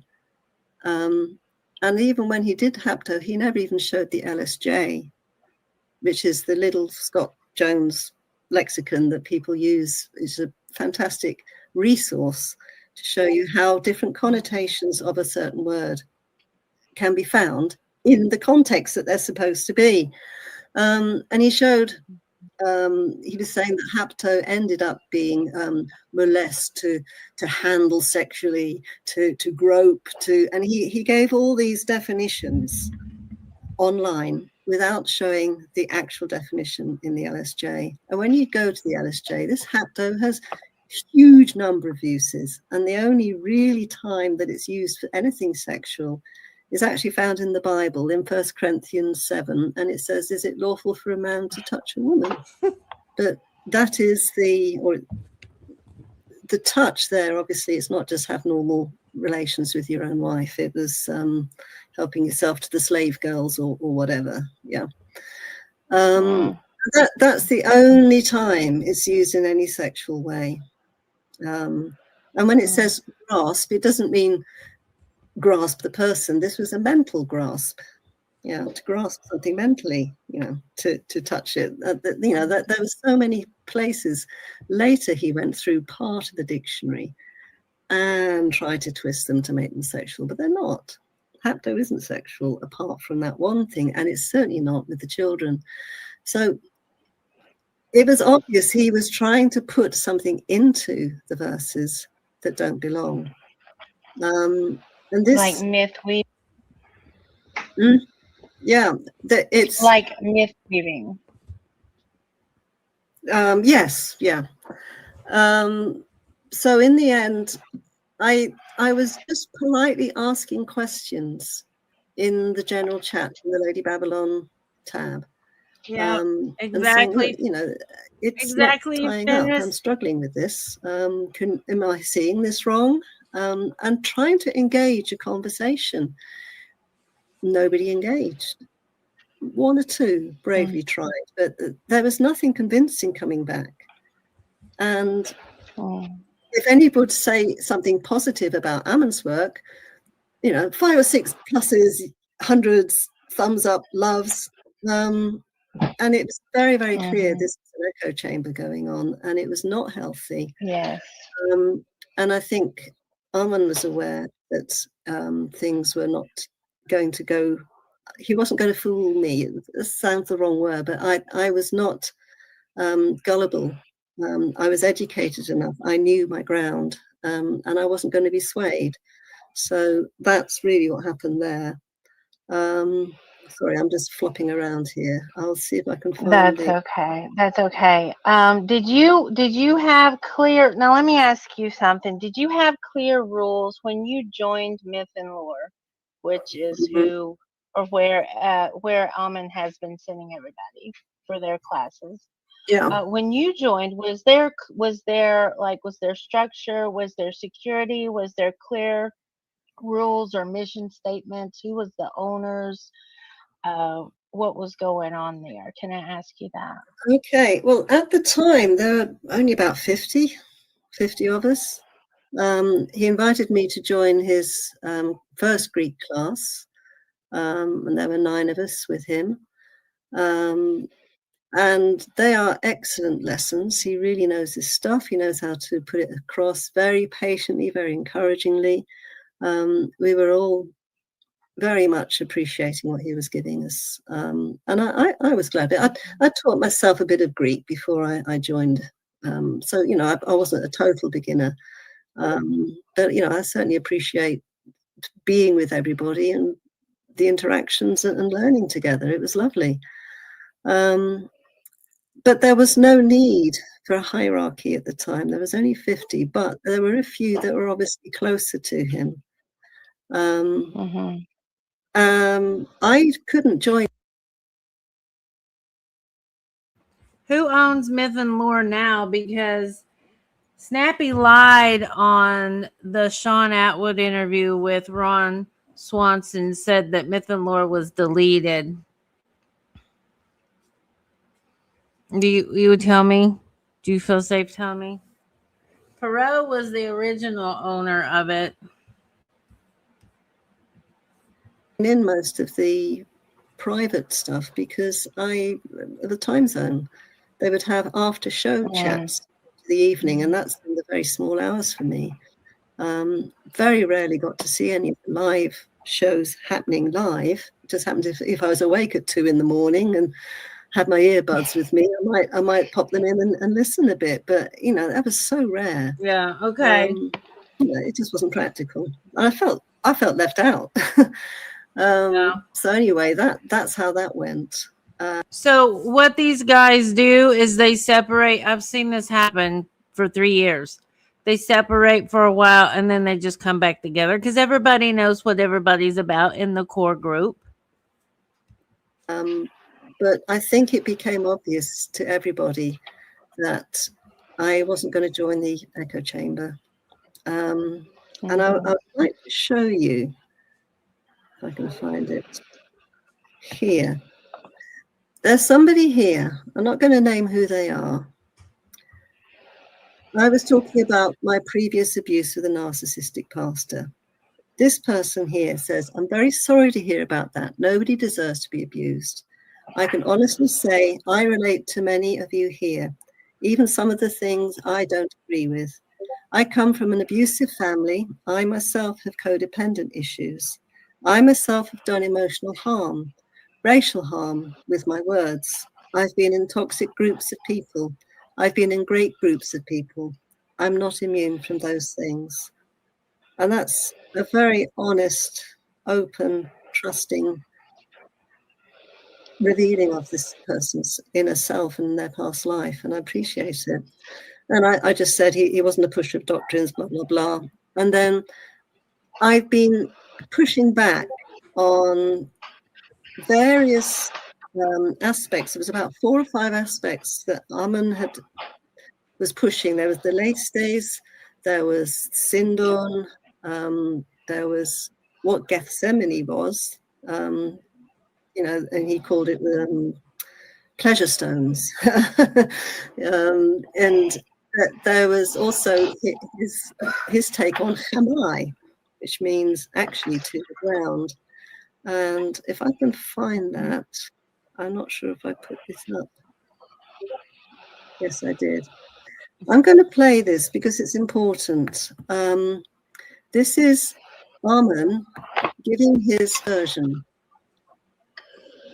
Jesus, he said, I am. And it says they went around to his back. They circled him. They went around him so he couldn't get away. And Epesan Hamai, they fell on him. They attacked. The Greek uses this for falling all the time. All the time. One enemy falls upon another. So they surround him and they take him, they start to arrest him. They grab him, right? And as they're going for him, Jesus says, okay. Now, when I check up on Ammon, I'm thorough. All right? I knew how to use Perseus, the Perseus site, to get hold of the LSJ, and from the LSJ to go into various texts to chase a word through text and to find a passage that's relevant. All right. And I just want to, I'll go through this slowly because it's important. So Hillman claims that opizo isn't, the real meaning is an adverb, which means backwards or to the back or rear. And yet he transforms it into a noun. He went round to his back. So he changes an adverb to a noun. All right. And then he says that Hamai does not mean to the ground. Well, of course it does. Look in any lexicon, and it's talking about the ground, falling to the ground. All right. And then Hillman claims epizan, which is the aorist third person plural of pipto, to fall. He says it means to fall upon another person as to attack. All the time, he says, in ancient Greek. Again, I had a good long search of any lexicon, and it doesn't say that. There's only one that's vaguely like it. There's to fall as a warrior, that the warrior fell in battle. Yeah, that's about the only thing.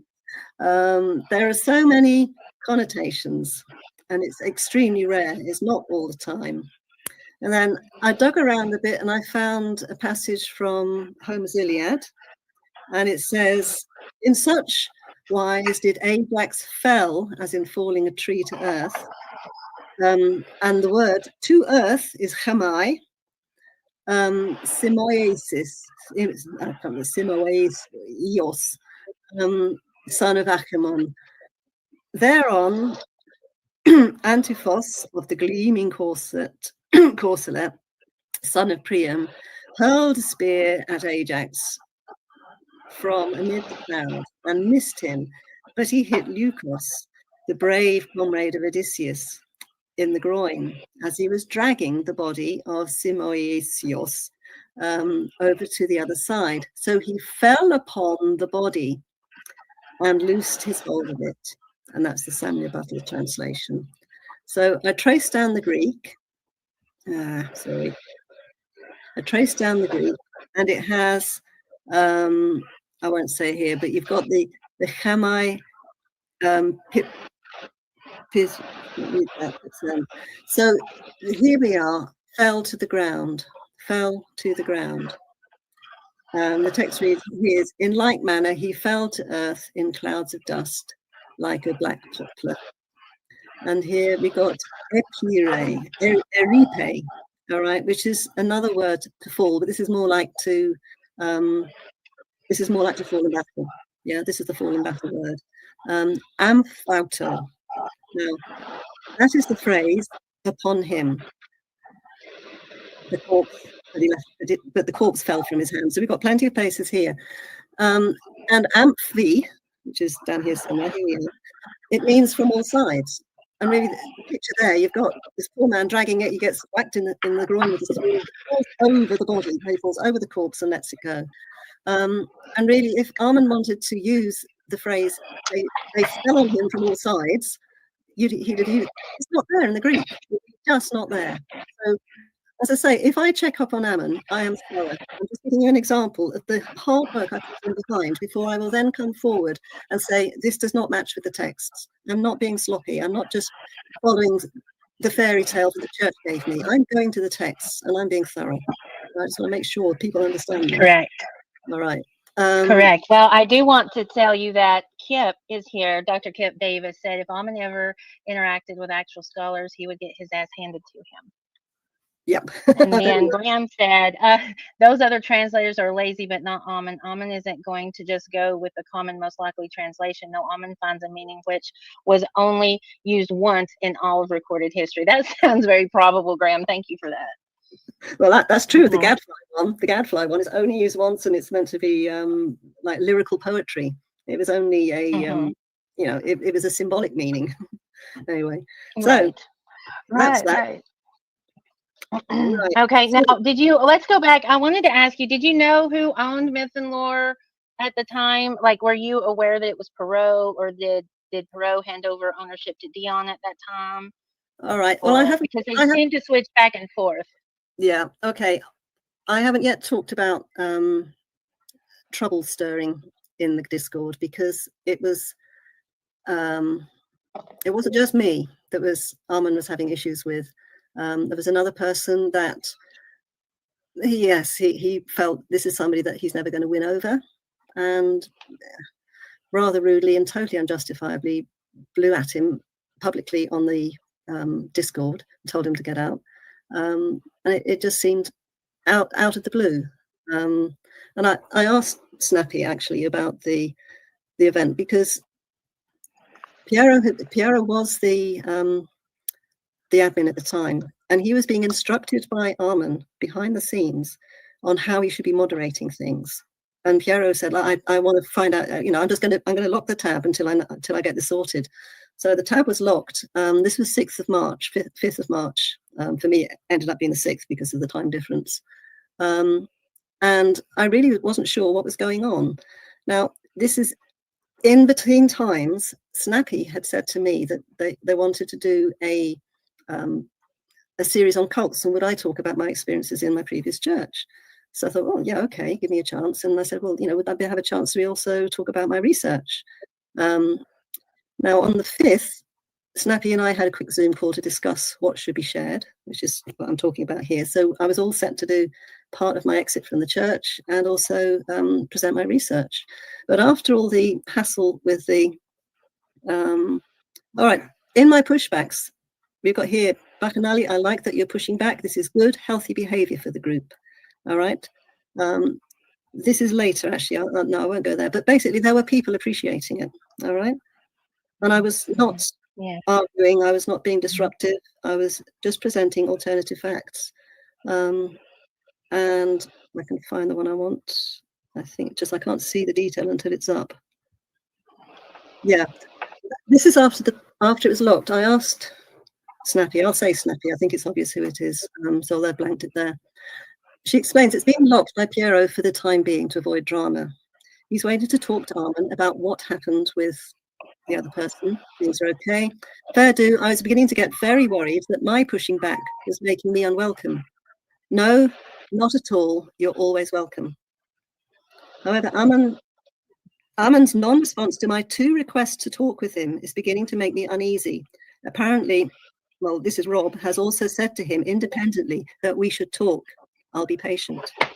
All right. Now, the timing on this is the 7th of March. I was still waiting patiently for Ammon to respond to my 2 requests. And he said, does Ammon's flaky like that? Oops, sorry. And he said the situation between Piero and Ammon at this point. So they were trying to sort out what was supposed to be moderated. It shouldn't be, Ammon shouldn't be interfering with Piero's moderating decisions. He was always very, very fair. All right, so that's that part. On the 9th, I decide, no, not that one, that's elsewhere. Not that one, sorry, I've lost my order. Yeah, here we are. With you wanting to distance yourself from discussing the Gethsemane scenes, it was getting a bit uncomfortable on the main tab. He says, I don't think I want to present about the rival Christ among the churches. All right. And he says, yeah, as you say, we should be free to speak our opinions and discuss all matters openly and courteously. So I'm asking whether you still think it wise I should want to present my findings in the early literature, an NT text here. See, I'm not wanting to be a disruptor. Okay. And I decided not to. And I just talked about my my previous church and the piece there. I wish him, Ammon, no malice or disrespect at all. I understand how precious the project is to him. I read his heart. I get what his passion is against abusive church dogma and practice and completely share it. Yet I also very much wish we could collaborate in bringing charges against the real culprits of the 1st century. Okay, this has always been my aim in not actually understanding that Ammon has a very determined agenda that he wants to see through, and nothing is going to persuade him that you are a little bit off track here. He's set his own course and he's going to go for it no matter what. And then I said, as it stands, my rather pessimistic prediction is that his material will never ever be taken seriously by anyone with the power to bring any positive changes, nor to convince an army of deconstructed Christians unless they have very poor exegesis skills, because it's all manifestly easy to refute. And I had refuted it very soundly. But on the other hand, I really don't want to hurt him. All right, can you hear my heart? But think, there's got to be a conversation with him at some point when he's ready to. I hate confrontation. This is me. Mm-hmm. All right. And then that was the morning of March the 9th. We then had supposedly a private revision session. Ammon had called halt on the lessons. We had 3 lessons a week. He called a halt and he said, well, I advise you all to get some revision. There's a test coming up. So I called an informal revision an informal revision with one of the other guys. And before I knew it, one of the other ladies hopped in to the VC and we were just talking through stuff. The next thing I knew, Ammon hopped in with virtually everybody else. I thought, oh, wow, this is unexpected. And he just let rip that somebody said he couldn't teach Koine Greek. And I thought, what? Who's he talking about? And it took a little while. He was getting louder and more insistent about, you must leave, you have no place here, you get out. And I thought, he must be talking about me. And eventually he was very, very strong, very aggressive. And I was beginning to shake by this time. Oh, wow. I'll try and say something. And I stuttered and couldn't say anything properly. That's just what I said. So he attacked you publicly? Yep. In a group? In the group. And so this was in the afternoon. And I immediately went to Snappy. And this is, you can see, this is the morning and this is the afternoon. And I will read it here. I'm trembling and crying after the verbal onslaught from Ammon against me in the dojo with the others present today. And I said, I was trying to rationalize what brought it on. I said, because I'm exegeting the Bible and disagreeing with his findings. He's accused me of saying he can't teach Koine Greek. And that is never what I've ever said. That's twisting my words to blacken me. Now, and then I was thinking back, he must be referring to the last thing I put in the Lady Babylon tab, where I pointed out the semantic shift in Koine for some words. It means that certain words didn't have the classical meaning and were used differently. I was doing some exegesis in reply to a question that was Rob actually has asked. He gave a rather caustic retort designed to humiliate me, I felt, saying that cosmos does not mean people. I replied politely, saying cosmos may have had a different nuance in classical Greek, but in Koine it does have a connotation of people 51 times, no less, in the NT. And I quoted, God so loved the world, cosmos is world, you know, and that's God-loving people. Now, is that the extent of my sin? Because I publicly pushed back and disagreed with Ammon. So is it unreasonable or dictatorial and insecure that he can't take logical, courteous, scholarly pushback and has to push me out instead? This feels, in fact, reeks of cult. He's made himself unaccountable, exactly as my ex-pastor did. He wants to be the only source of information, just like my ex-pastor. He's wanting to shoot down dissent, just like my ex-pastor did. He wants to publicly shame and make people distance themselves from the perceived threat so that he can keep control of the soul narrative, just like my ex-pastor did. Why that dangerous? Why couldn't he just have talked with me in private instead of pouring out the vitriol he has just done publicly? Exactly. This is spiritual rape and spiritual neglect. All right. So that's the event there. Others soon found out. Now, and the other not upsetting thing, but almost to be expected, was the non-reaching out by the others that were there and saw it. None of them had any freedom, I think, to reach out and say, "You okay?" They couldn't be disloyal to Ammon. All right, but I then reached out in the background. Now, one of the Greek students, also recorded the lesson, so I asked him, you know, have you managed to catch that? And he came back with. He's saying that he didn't manage to catch it. And he talked about the other person is still stuck in Jewish beliefs and you are still stuck in your Christian beliefs. That's a lie. But I think that's what was being said. All right. Getting that on. And then later on, I'm returning here. This is Ammon's own personal baby and vendetta against the abuse of the Catholic Church, who had so insulted him and perpetrated such abuse through the centuries too. I get that very much. My pushback is not without very solid foundation. And in order for no group to become a cult, there must be engagement and open discussion about different interpretations, yes. I'm offering up only occasionally a well-substantiated and reasonable alternative interpretation for people's consideration. That's all. That is all I was doing. All right? But the attempt to silence any dissenting voices, and in the way it's been done, betrays a rather worrying and toxic social dynamic in the group. I've been through this sort of thing before, so can read all the same signs all over again. Sad face. Right. Because you'd already been through it. You already knew what the signs were. Absolutely. Experience taught you what it was. Absolutely. So the high level of control that is happening is sickening, and yet the people in it don't realize they're getting what they need, which is this wonderful show and the attention of this charismatic person that they've come to admire and love, and he loves them back, and it seems all cozy, and there can't be anything untoward about him. He is Miss Dr. Jekyll, isn't he? So you know, that's how it works. And I know that when we were inside our abusive church, before we even knew and recognized the toxic dynamic there, if anybody had said to us, "Oh, Robin's manipulating you," or you know, you're heading to becoming a cult, we'd have just laughed. We could not have understood and related to it.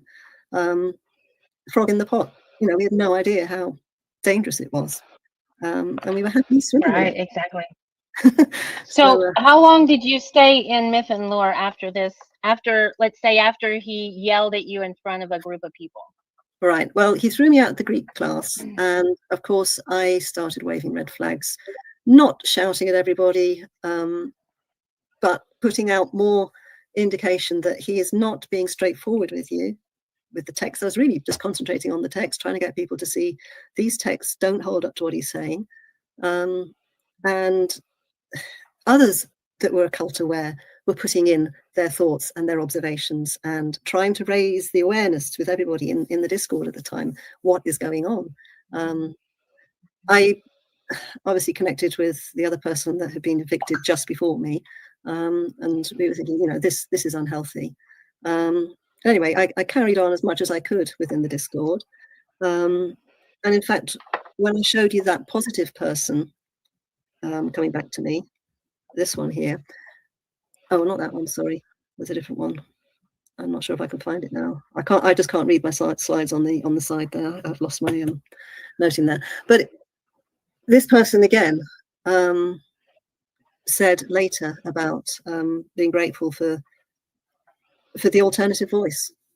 And when I was still pushing back, I was still, and laying out the as such the correct, well, I'll say more correct. I don't know if it's 100% correct, obviously. How the texts do read when you put the whole context together. People were saying.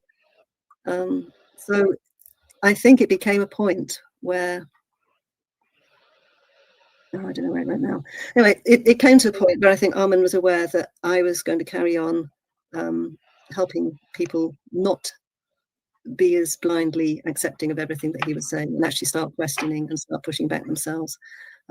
Most of them are being very loyal and just ignoring me. But right. there was other disruption going on. I didn't pick up the point where Piero makes some other point about, he really doesn't know how to moderate the Discord anymore. As Ammon was giving him conflicting advice or conflicting orders.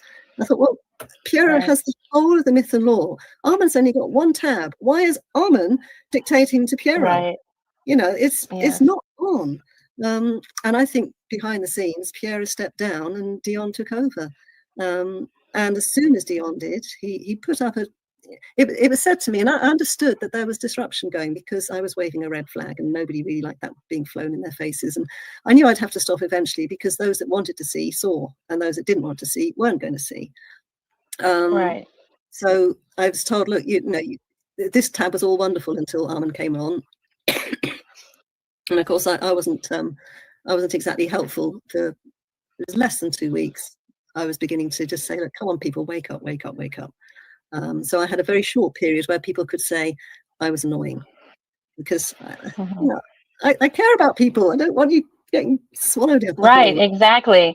Yeah. The reason I have kept going is because I know how people are being treated there. And that's what caused my alarm. Was I thought it was just me, and then other women were coming to me and I was like, okay, we have an issue. There's something here. And then once you start to look, and that's all we're hoping for you all to do, is to take this information and to dig further into the truth of what's going on, right? Just planting seeds. And there should be no reason there. I mean, if Ammon is true and can stand in the square, there's no reason why he would not debate Kip in public. And Kip said in the comments that he has turned down the chance to be able to debate Kip in public, in a public forum, in a public way. So that is definitely cause for alarm. Did you follow up? I wanted to ask you, go back up to the preacher and the spell work that they were talking about doing. Did you follow up with what happened to that preacher right after? Because I remember Snappy telling me about this and freaking out because something actually did happen to this preacher. So I didn't was like put in the hospital or something. I didn't hear that much. All that got back to me was them being really chuffed that a particular revival of Christian evangelical revival that was happening in campuses in Tennessee got shut down because of measles. And that happened, the announcement that the meetings were closing because of a measles outbreak happened the morning after they did this, and they were claiming responsibility for that, which is ludicrous. But that was that's all that came to me. So I didn't know about Doug Wilson and his wife. I hadn't heard that. Can't help. All right. And a group of Christians that they did a spell on. Okay. Yeah. Okay. All right. I think I might be asked about this anyway. Can you about the? Okay. Why am I? Thank you very much, Kip, for your transparency. Kip was still, negotiating whether he was going to do it, and Ammon had declined while the offer was on the table. Before Kip got to. And I hear all the time from Ammon, nobody will dare talk to me. And he's called Kip a coward, and he's called Dan McClellan, and he has been vitriolic in his mockery and his dressing down and his taunting of these other scholars. It's quite a Yes, block. it's deplorable. It's Yeah. deplorable, and so it was such disrespect, such Yeah. disrespect. And how have you been treated after you left, and you were still waving the flags, saying, "Come on, people, wake up"? Because I remember you in the comments, like they were wanting, like they would taunt you and goat you and tell you to calm down and ask for a lasagna recipe, etc. So can you go into that a little bit? Yeah, this is where the Sisters of Frustration label gets put on me. Okay, if I wasn't going to be in the Myth and Lore Lady Babylon tab, I was not invited when Rob started the server. I certainly got the feeling of the timing that this other person and myself were evicted, and within a couple of weeks, the new server that Rob had prepared, which was going to be private, it had lots of safeguards and locks and keys, and only people by invitation could get in there. And this, as such, became the Ordo, although it lost the name, but this is really what it was, specialized in a core of absolute trusted people that were going to discuss his materials and basically become their own bubble and not allow other thoughts to be considered. It just had to be on Ammon. So that bubble existed, and I was not in it. So the only time I could actually try and talk to people and put my case that there is an alternative interpretation, or when I would look at a source and find this doesn't agree with this source, I could only put it in video comments, which I was doing. And sometimes they ended up quite long because you've got an awful lot of stuff to untangle in order to put forward your own case. And I think YouTube calls it becoming a hidden, no, not a hidden user. It's reserving a comment for moderator review.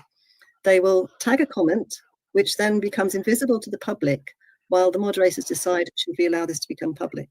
All right. So I could still see my comments, but nobody else could. I would check on my husband's phone. I had other friends looking, and they could not see my comments. And what was he hiding? Was he hiding something that was immaterial and inconsequential, or was he hiding something that actually proved what he was saying wasn't in line with the facts? All right. So the reason that he calls me Sisters of Frustration is that he wanted to silence me because I had a voice that was powerful, that had some integrity to the text, and showed the contradictions that he was doing. And he wants to control the narrative that he's saying and only have his version being put forward. And anybody else with any other alternative, he will find an excuse to mock or say, oh, they're just trying to protect the fairy tale Jesus, or they're just Christians, or he would make umpteen excuses to try and make sure that his own people only listen to him. And that is very, very unhealthy. So that happened for quite a long time.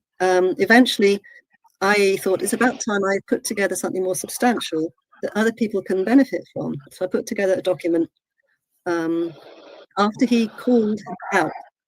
I want scholars, heads of Greek departments to criticize, to give a feedback or a critique on my new satanic version of Mark 14:51-52. And he's got his thing about the naked boy with his penis and testicles, wrapped in a medicated bandage and assigned to follow Jesus.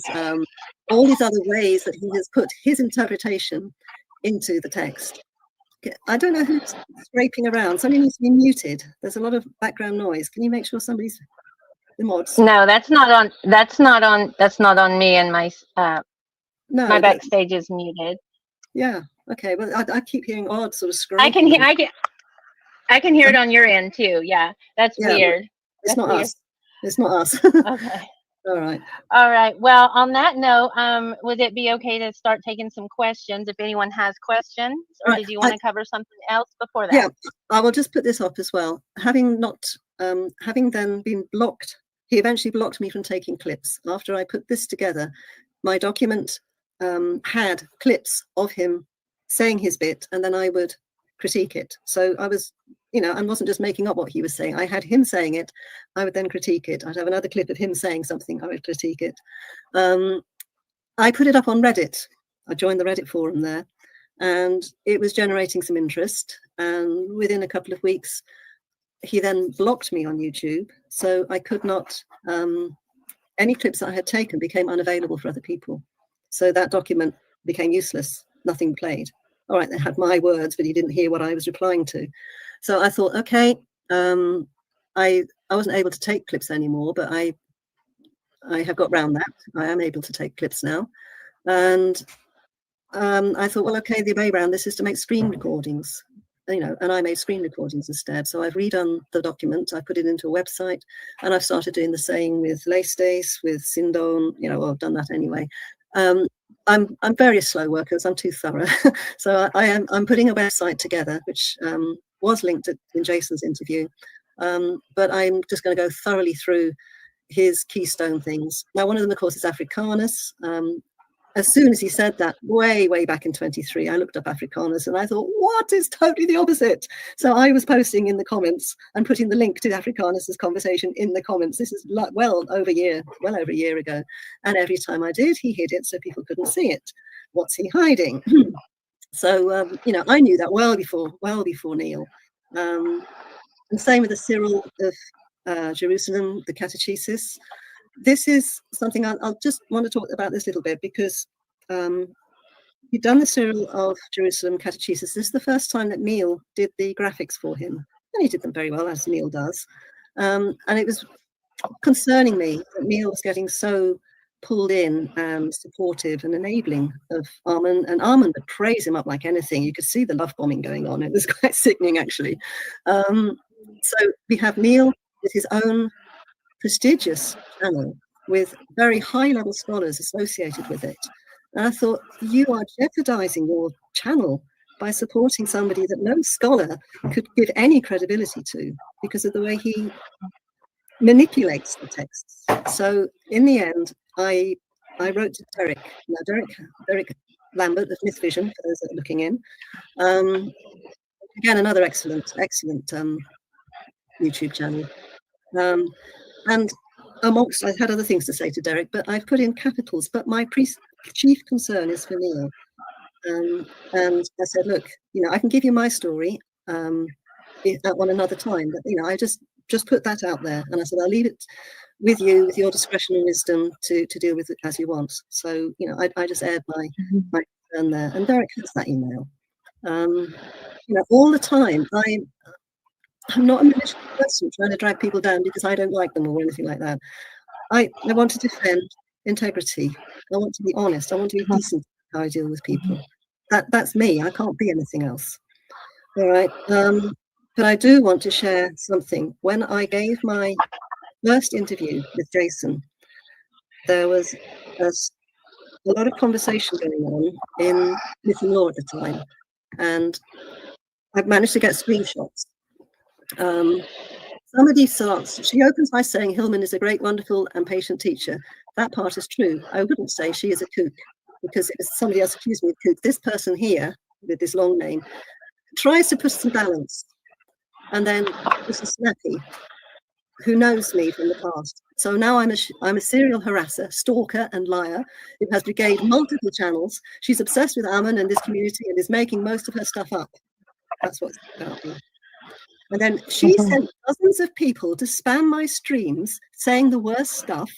I even interviewed her and tried to resolve the differences. That's not what happened. It didn't matter. What are you painting over here? And then again, she has her own vision and is determined to defend Jesus and slander Gnostics. Gnostics are the freaks and the OG Christians are pure political actors. It's nonsense. She literally slandered and lied about Ammon till he booted her from his class. What? When she and a few others like Ariel have been harassing and following this community, spreading false information since. Yeah, I know. I've said that somebody there is not muted, but I don't know who else has got access to the stream. It's weird. I can try it with your. Let's try if that works. I muted the presentation, so that might work. Right. So what's happened about, you say, the presentation? So I don't have my stream. Stop sharing, you mean? There's still noises in the background. I muted the screen, so go ahead. Let's see, audience, is the noise better? We do hope the noise is better. It is better. Yeah, it seems to have stopped. It's better. So, I don't know what you mean by muting the stream. I don't understand that. All right. So, but just you the screen share. Okay. I don't know. It made it better, so. Yeah, that's weird. I'm not making any noise with it, unless it's just picking up the noise of my finger on the mouse pad here. It's weird. Mhm. Okay. I don't know Right. what it's doing. Okay. I don't know either. So we have got, where are we now? I think really that says it. But what I am more concerned about is the change in people. I also have one more screen to share, actually. I will need to go back here, actually, if you don't mind. Oops, I've lost it. It says, so have you taken me down? Because I can't, as far as I know, I'm still presenting. So I don't understand this. Yeah, let me remove it. Okay, go ahead. You can redo it if you want to represent. Yes, Is it the same screen share? Yep. It should still do be it this. All right. Okay. Have you got me up now? No, it's not popped up for me to put up for you. All right then. Okay, I'll do that. Share screen. Share screen. That one. Got it. Okay, I've got it this time. All right. Now, there we go. I also want to talk about the other person who here is really helpful. This person actually joined us when several other people that were aware of the cult dynamics going on when I first was thrown out joined us, and he was one of them.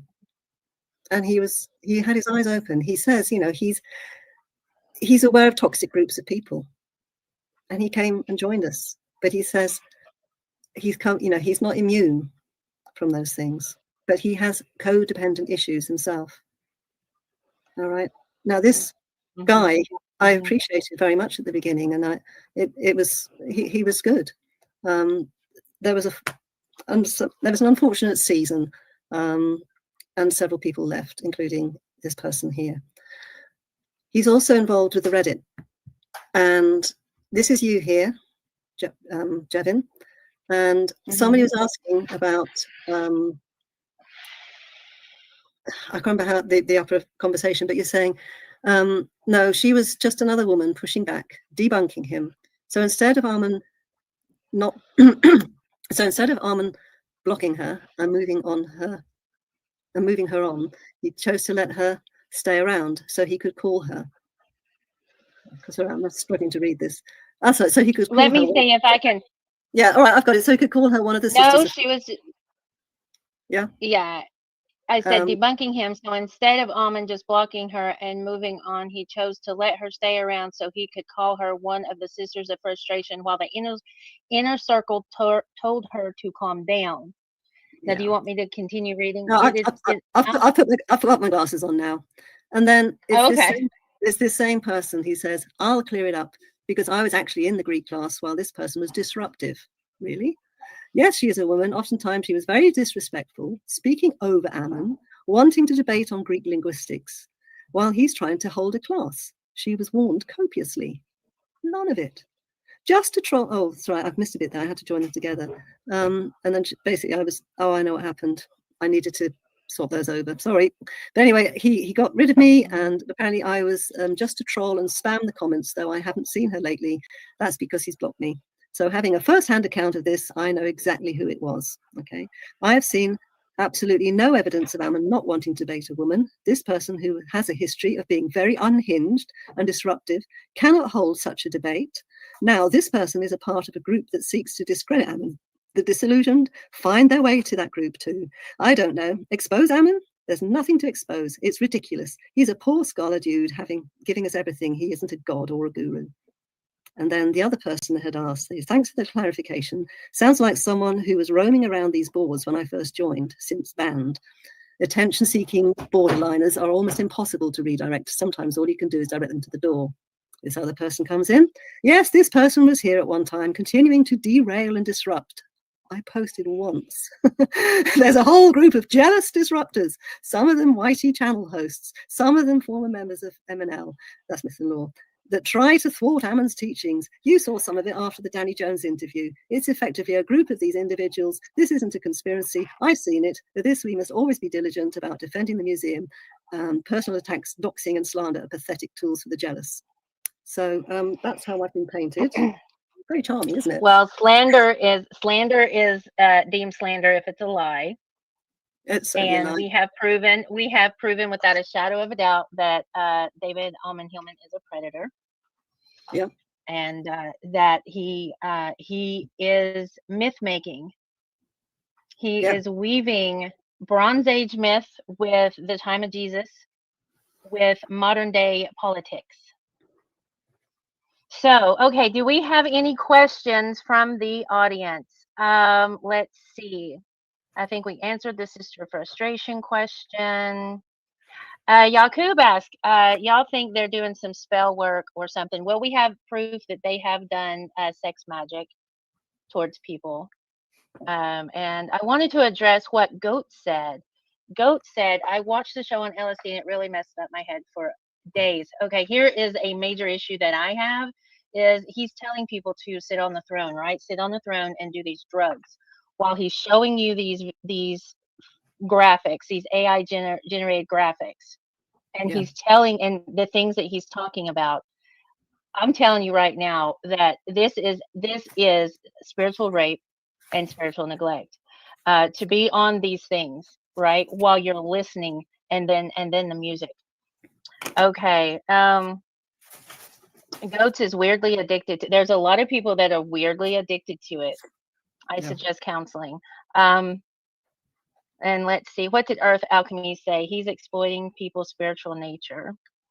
And then he's reprogramming your unconscious mind. Do we have any other questions? This is like a court trial. Sounds like a strong case, which should be taken to one Vesper. I will let you know that one very concerned woman and mother that was a student told me that the authorities should be notified. I said, well, I would hope that, you know, the Danny Jones having almost 2 million views, that somebody is paying attention.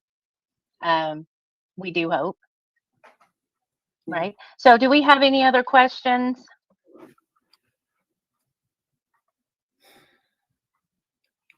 Right. Thank you very much, Ali. You did an amazing job. Yeah. And we will get those links to everybody, and give you direct arrows on how to find this deposition where he's openly admitting that he's a predator. Yeah.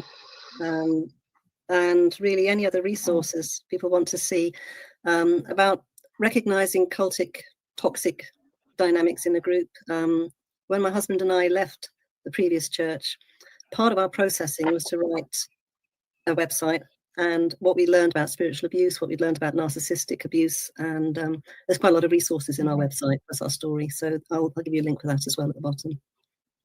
Absolutely. And Graham says, how much of what Ammon says falls into each of the following categories? Totally true, fabricated from a seed of truth, or 100% true? Or 100% false. You need to give me the other side. One or the other. Right. Yeah. Yes. And let's see. Let me get this back up here. Earth Alchemy says, I was for a month till I heard him say on an interview that he climaxed when one of the students were spanking him on stage with the whip. He said that why he used the whip. I remember that. We were watching that together. Yes, he did say that, didn't he? And then Yakub says, great job, Ali. Thank you for coming forward. Yeah, and Goat said, I thought it was MK Ultra, so I thought I'd have a go, honestly. Well, I mean, I don't know. What we can say is, I don't know that we would know if he was in the Secret Service or whatnot, but things have been eluded from his mouth in previous interviews, and all you can do is really go digging for yourself. There's ways you can file Freedom of Information Act. You can file FOA on anybody or any company. So yes, you can do that. Let's see. Hello, Library of the Untold. Please make sure you go back and listen to those court documents. It's very, very interesting. Okay, and let's see. And then Tracy said, thank you, Devin, for being brave and sharing this with us. I'm horrified. I'm taking my few friends. Well, honey, absolutely. There's a link to the new Discord. It's an old Discord renamed. We've named it Cult Ejects. There will be no echo chambers. There will be no hive minds. We're going to bust it up. We're not allowing a cult in our Discord. So it's for people to just kind of gain more understanding, to get a hold of us, to communicate with me or Ali or Ariel or Graham or any of us really that has kind of seen this unfold. Absolutely. It is in the description. Okay, before Marcian goes, it's a name I've become familiar with from the comments on Jason's video. So thank you for listening. Yes, he does. No, I am sure he's not a secret government agent. He's not. Secret agent, man. Thank you very much, Joe. That is with the Library of the Untold. He has a lot of great stuff on his channel too. You need to go follow him. He's amazing. All right. So any final words you want to leave everybody with? Me? Oh, I'm going to say, what a surprise. Ammon said to his crowd on Wednesday, don't watch it. I wonder why. But let's get the word out. If anybody's on the Reddit channel, post it, please, in Reddit. Post this video and get them discussing it, because it happens. All right. Or anybody wants to put this on Myth and Law. I don't know if they're watching me on Myth and Law. He said not to get involved, or they might be watching. I don't know. But they're the people really that my heart is there for them, because there's some there that are not too ensnared and are still aware that there could be something that they don't want to commit to. I'm just saying, here's some alternative evidence, certainly evidence about Hillman that you cannot refute, because it's sworn testimony of the truth compared to what he has been saying publicly to us. What sort of image is he creating? It's a false image. He's not that person. He's not some great warlock that does myth vision, that does dream raping either. It's hype. All right. So it's all very, he's not what he appears, put it that way. What he is, I don't know, but he's not what he's presenting. Do you know the end game? A couple of people are wanting to know, can you speculate? And it would be pure speculation, of course. Yeah. Well, at one time, and I have to admit, I had become too much believing him, like he was trying to play two sides at one time. He has all this graphics and all this rhetoric that makes you think Jesus is totally off the cards and wrong. But when you listen to it, you hear it's really only the fact that he was making money out of it that was wrong. But what he was doing, he endorses, because that's how you get to the mystery. And he said more than once that how he has this vision for a return to classical values, get rid of the monist prudery about sex, just have a democracy where you've got priestesses advising the people in power. Is a dream to recreate the classical world. Now, that is what he's aiming for, but in order to get there, he wants people that are initiated with this special drug, death, and resurrection mystery, which I can tell you does not exist. It never existed in the New Testament. That's one of the things that my research showed me. All of the pushback is against people that are trying to get through the 7 levels of heavens, which Pythagoras and others had taught. It's nothing to do with trying to get through a death and resurrection and into aeonic life. There's not a single piece of literature pushing back at anybody trying to teach or do that. It just didn't exist. It's not there. It is just not there. Other aberrant groups might have started practicing all weird sort of things, but it was nothing ever was anything like a drug, death, and resurrection. But that is what he says he wants to do. I don't think he is. I think he's playing a game. He's needing the fame. He claims that he was commissioned by Satan to start the apocalypse, and he can't start the apocalypse unless he's got the Antichrist, and the Antichrist is supposed to be the antidote, and ends up it's I think just an elaborate game for attention. That's possible. Yeah. Yeah, me too. And someone asked why teach the Greek, and then Yakub answered that, and I agree that Greek is a fishing hook to get intellectual people involved. So sorry, I'll pop in there. It was in some of the conversation that I didn't actually bring up. He has volumes and volumes of Garland's untranslated Greek medical works, and basically he was training up people to help him search for the drugs in those texts. That's what he's doing. All right. And also to give people a love for the classical world, and that is infectious from him. He's he oozes his enthusiasm. It is very infectious. But the idea was that he will get people up to speed so they could read this very difficult Greek and try and find out the ingredients that he needs for his dote and his antidote. So that's what he's aiming for. There's a bit of a pipe dream. He's never going to find it because it doesn't exist. Right. But we do know that they are currently looking for a physical place. Their goal is, and this is hearsay, of course, the goal is a 501(c)(3) nonprofit. And he has stated that they're needing places to hunt. Is that correct, Ali? Yeah, he said it's important that we have a place of our own so that we can hunt, as in the sense of finding monist theologians to hunt them and kill them with our truth, inverted commas. All right. So he wants a preaching platform. It's going to be a temple for the muses, which is fine. If it's going to be displaying a place of creativity, that's great. But there's also, he said, also a place for us to worship. And we know that he's teaching, and fine, I've got no problem with it. If people want to have their Bacchic-like drugged entheogenetic orgies, that's fine. It's their choice. It's consensual. But if there's any hint that they're trying to get children in and do this ritual, that is no go. And I think there's enough people with good conscience in myth and law that would never let it happen either. So again, it's a pipe dream. It's not going to happen, Ammon. Stop pushing for it. No, and orgies are fine and good too, as long as you have consenting adults too. So you don't want to, even influence people to think along the lines of putting things in other people's cocktails, right? In order to be able to do these things. It's just deplorable. Absolutely. And alchemy, you're correct. Using the paganism, using the worship of a goddess, right? Honoring the goddess and honoring women, to me, from my experience, was a complete front, because there was no respect given to the female that I seen whatsoever, that I experienced.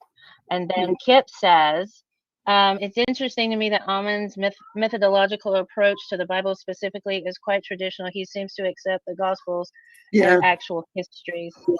Yeah. I never actually went through that. I had a thing about his methodology. I never went through that slide in the aid. But it's not just that the Gospels are histories. He's taking a 5th century paraphrase of the Gospel of John and calling that paraphrase history. All right. And then he's taking the infancy Gospel of James. He's taking the Gospel of Philip. He's taking the Acts of Thomas. All later, 2nd century, 3rd century, fabricated tales, and saying they are the history that Jesus was doing this. It is total nonsense. And yet he says it with such confidence, and with all the graphics, with all the previous build-up that he's done of layer after layer after layer on such a faulty foundation, so that he can then build his next layer using another text. And it all seems to fit. But when you realize that there's no foundation to it, the whole thing crumbles. So yeah, he has no source criticism, is the word, where he will criticize the sources. He doesn't judge whether this is a genre which would take symbolism, for instance. Obviously, revelation, symbolism, yes, this thing here could mean something else because it's that type of literature. But when you try to read that sort of symbolism using what he calls the Orphic box into just a narrative, into a history, it is not the genre for that sort of Orphic box. And yet he sticks it in there. Anything to bring in a drug reference or a cult reference. And having all the knowledge of these cult references, all it gives is fuel put into the text. It doesn't mean the text was saying it in the first place. He's putting it in there.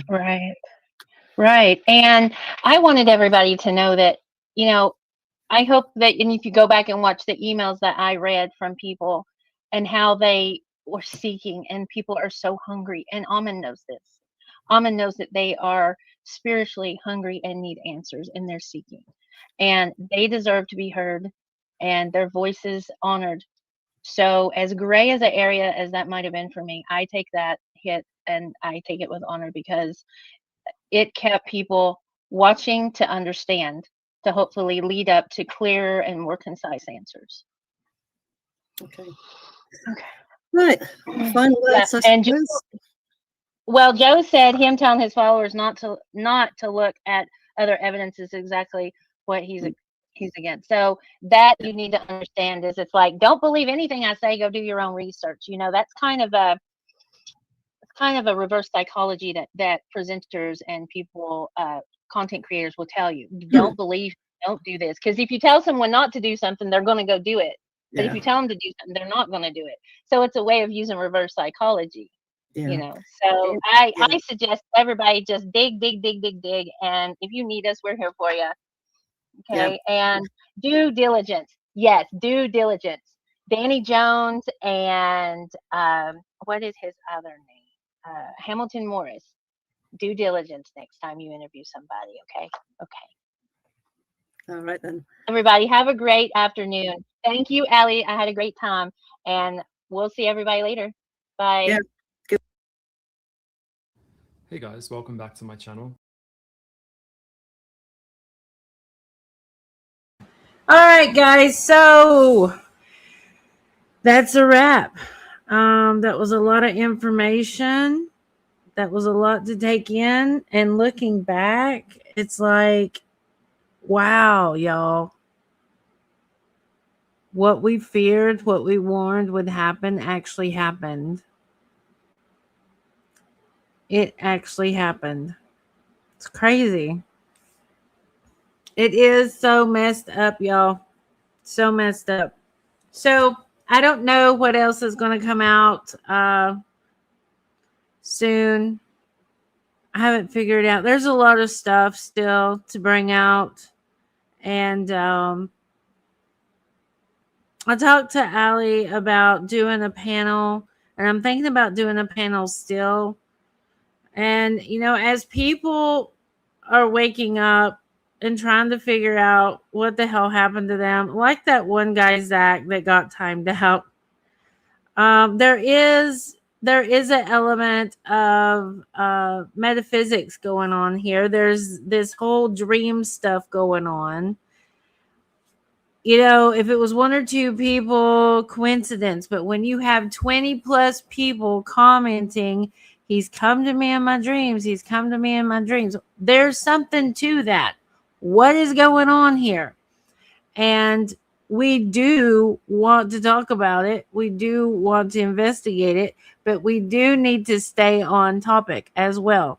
So if you all have any stories about dreaming of Ammon, you know, maybe we could do a show about that. I have so much stuff to revisit and stream as well. So I don't know. I'm kind of being guided, spiritually guided. I'm listening to my inner self, my intuition as to what to bring out next. So it's hard to tell what's going to happen. And are you all in? No, we'll see. Let's see. Amber's in my Discord, and Ashes is in the Discord, and People Will Tell You's in there. I've had to really be careful because I've been infiltrated a lot, Zach. I have been infiltrated, but my Discord handle is Lady Jevim if you wanted to get a hold of me too. So with that said, thank you all for hanging out. Zero dreams about him. Really? D-Love, that's very interesting. It is a lot of info. It is a great, it's got a lot. It's 2 years old and it's full of information. Ali Rowan's in the Discord there too. Yeah. All right, guys. I will see you all soon. Thanks for watching.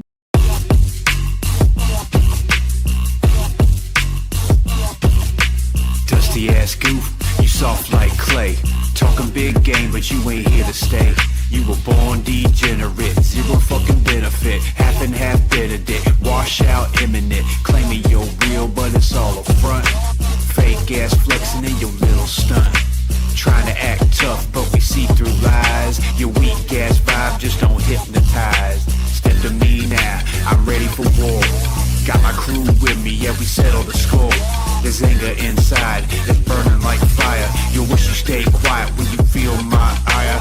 Dusty ass goof, you think you slick? I'm coming for you, yeah, I'm bringing that brick. You born degenerate, zero fucking benefit. Half and half Benedict, wash out imminent. Act like a king, but you ain't got no throne. Live in the shadows, always alone.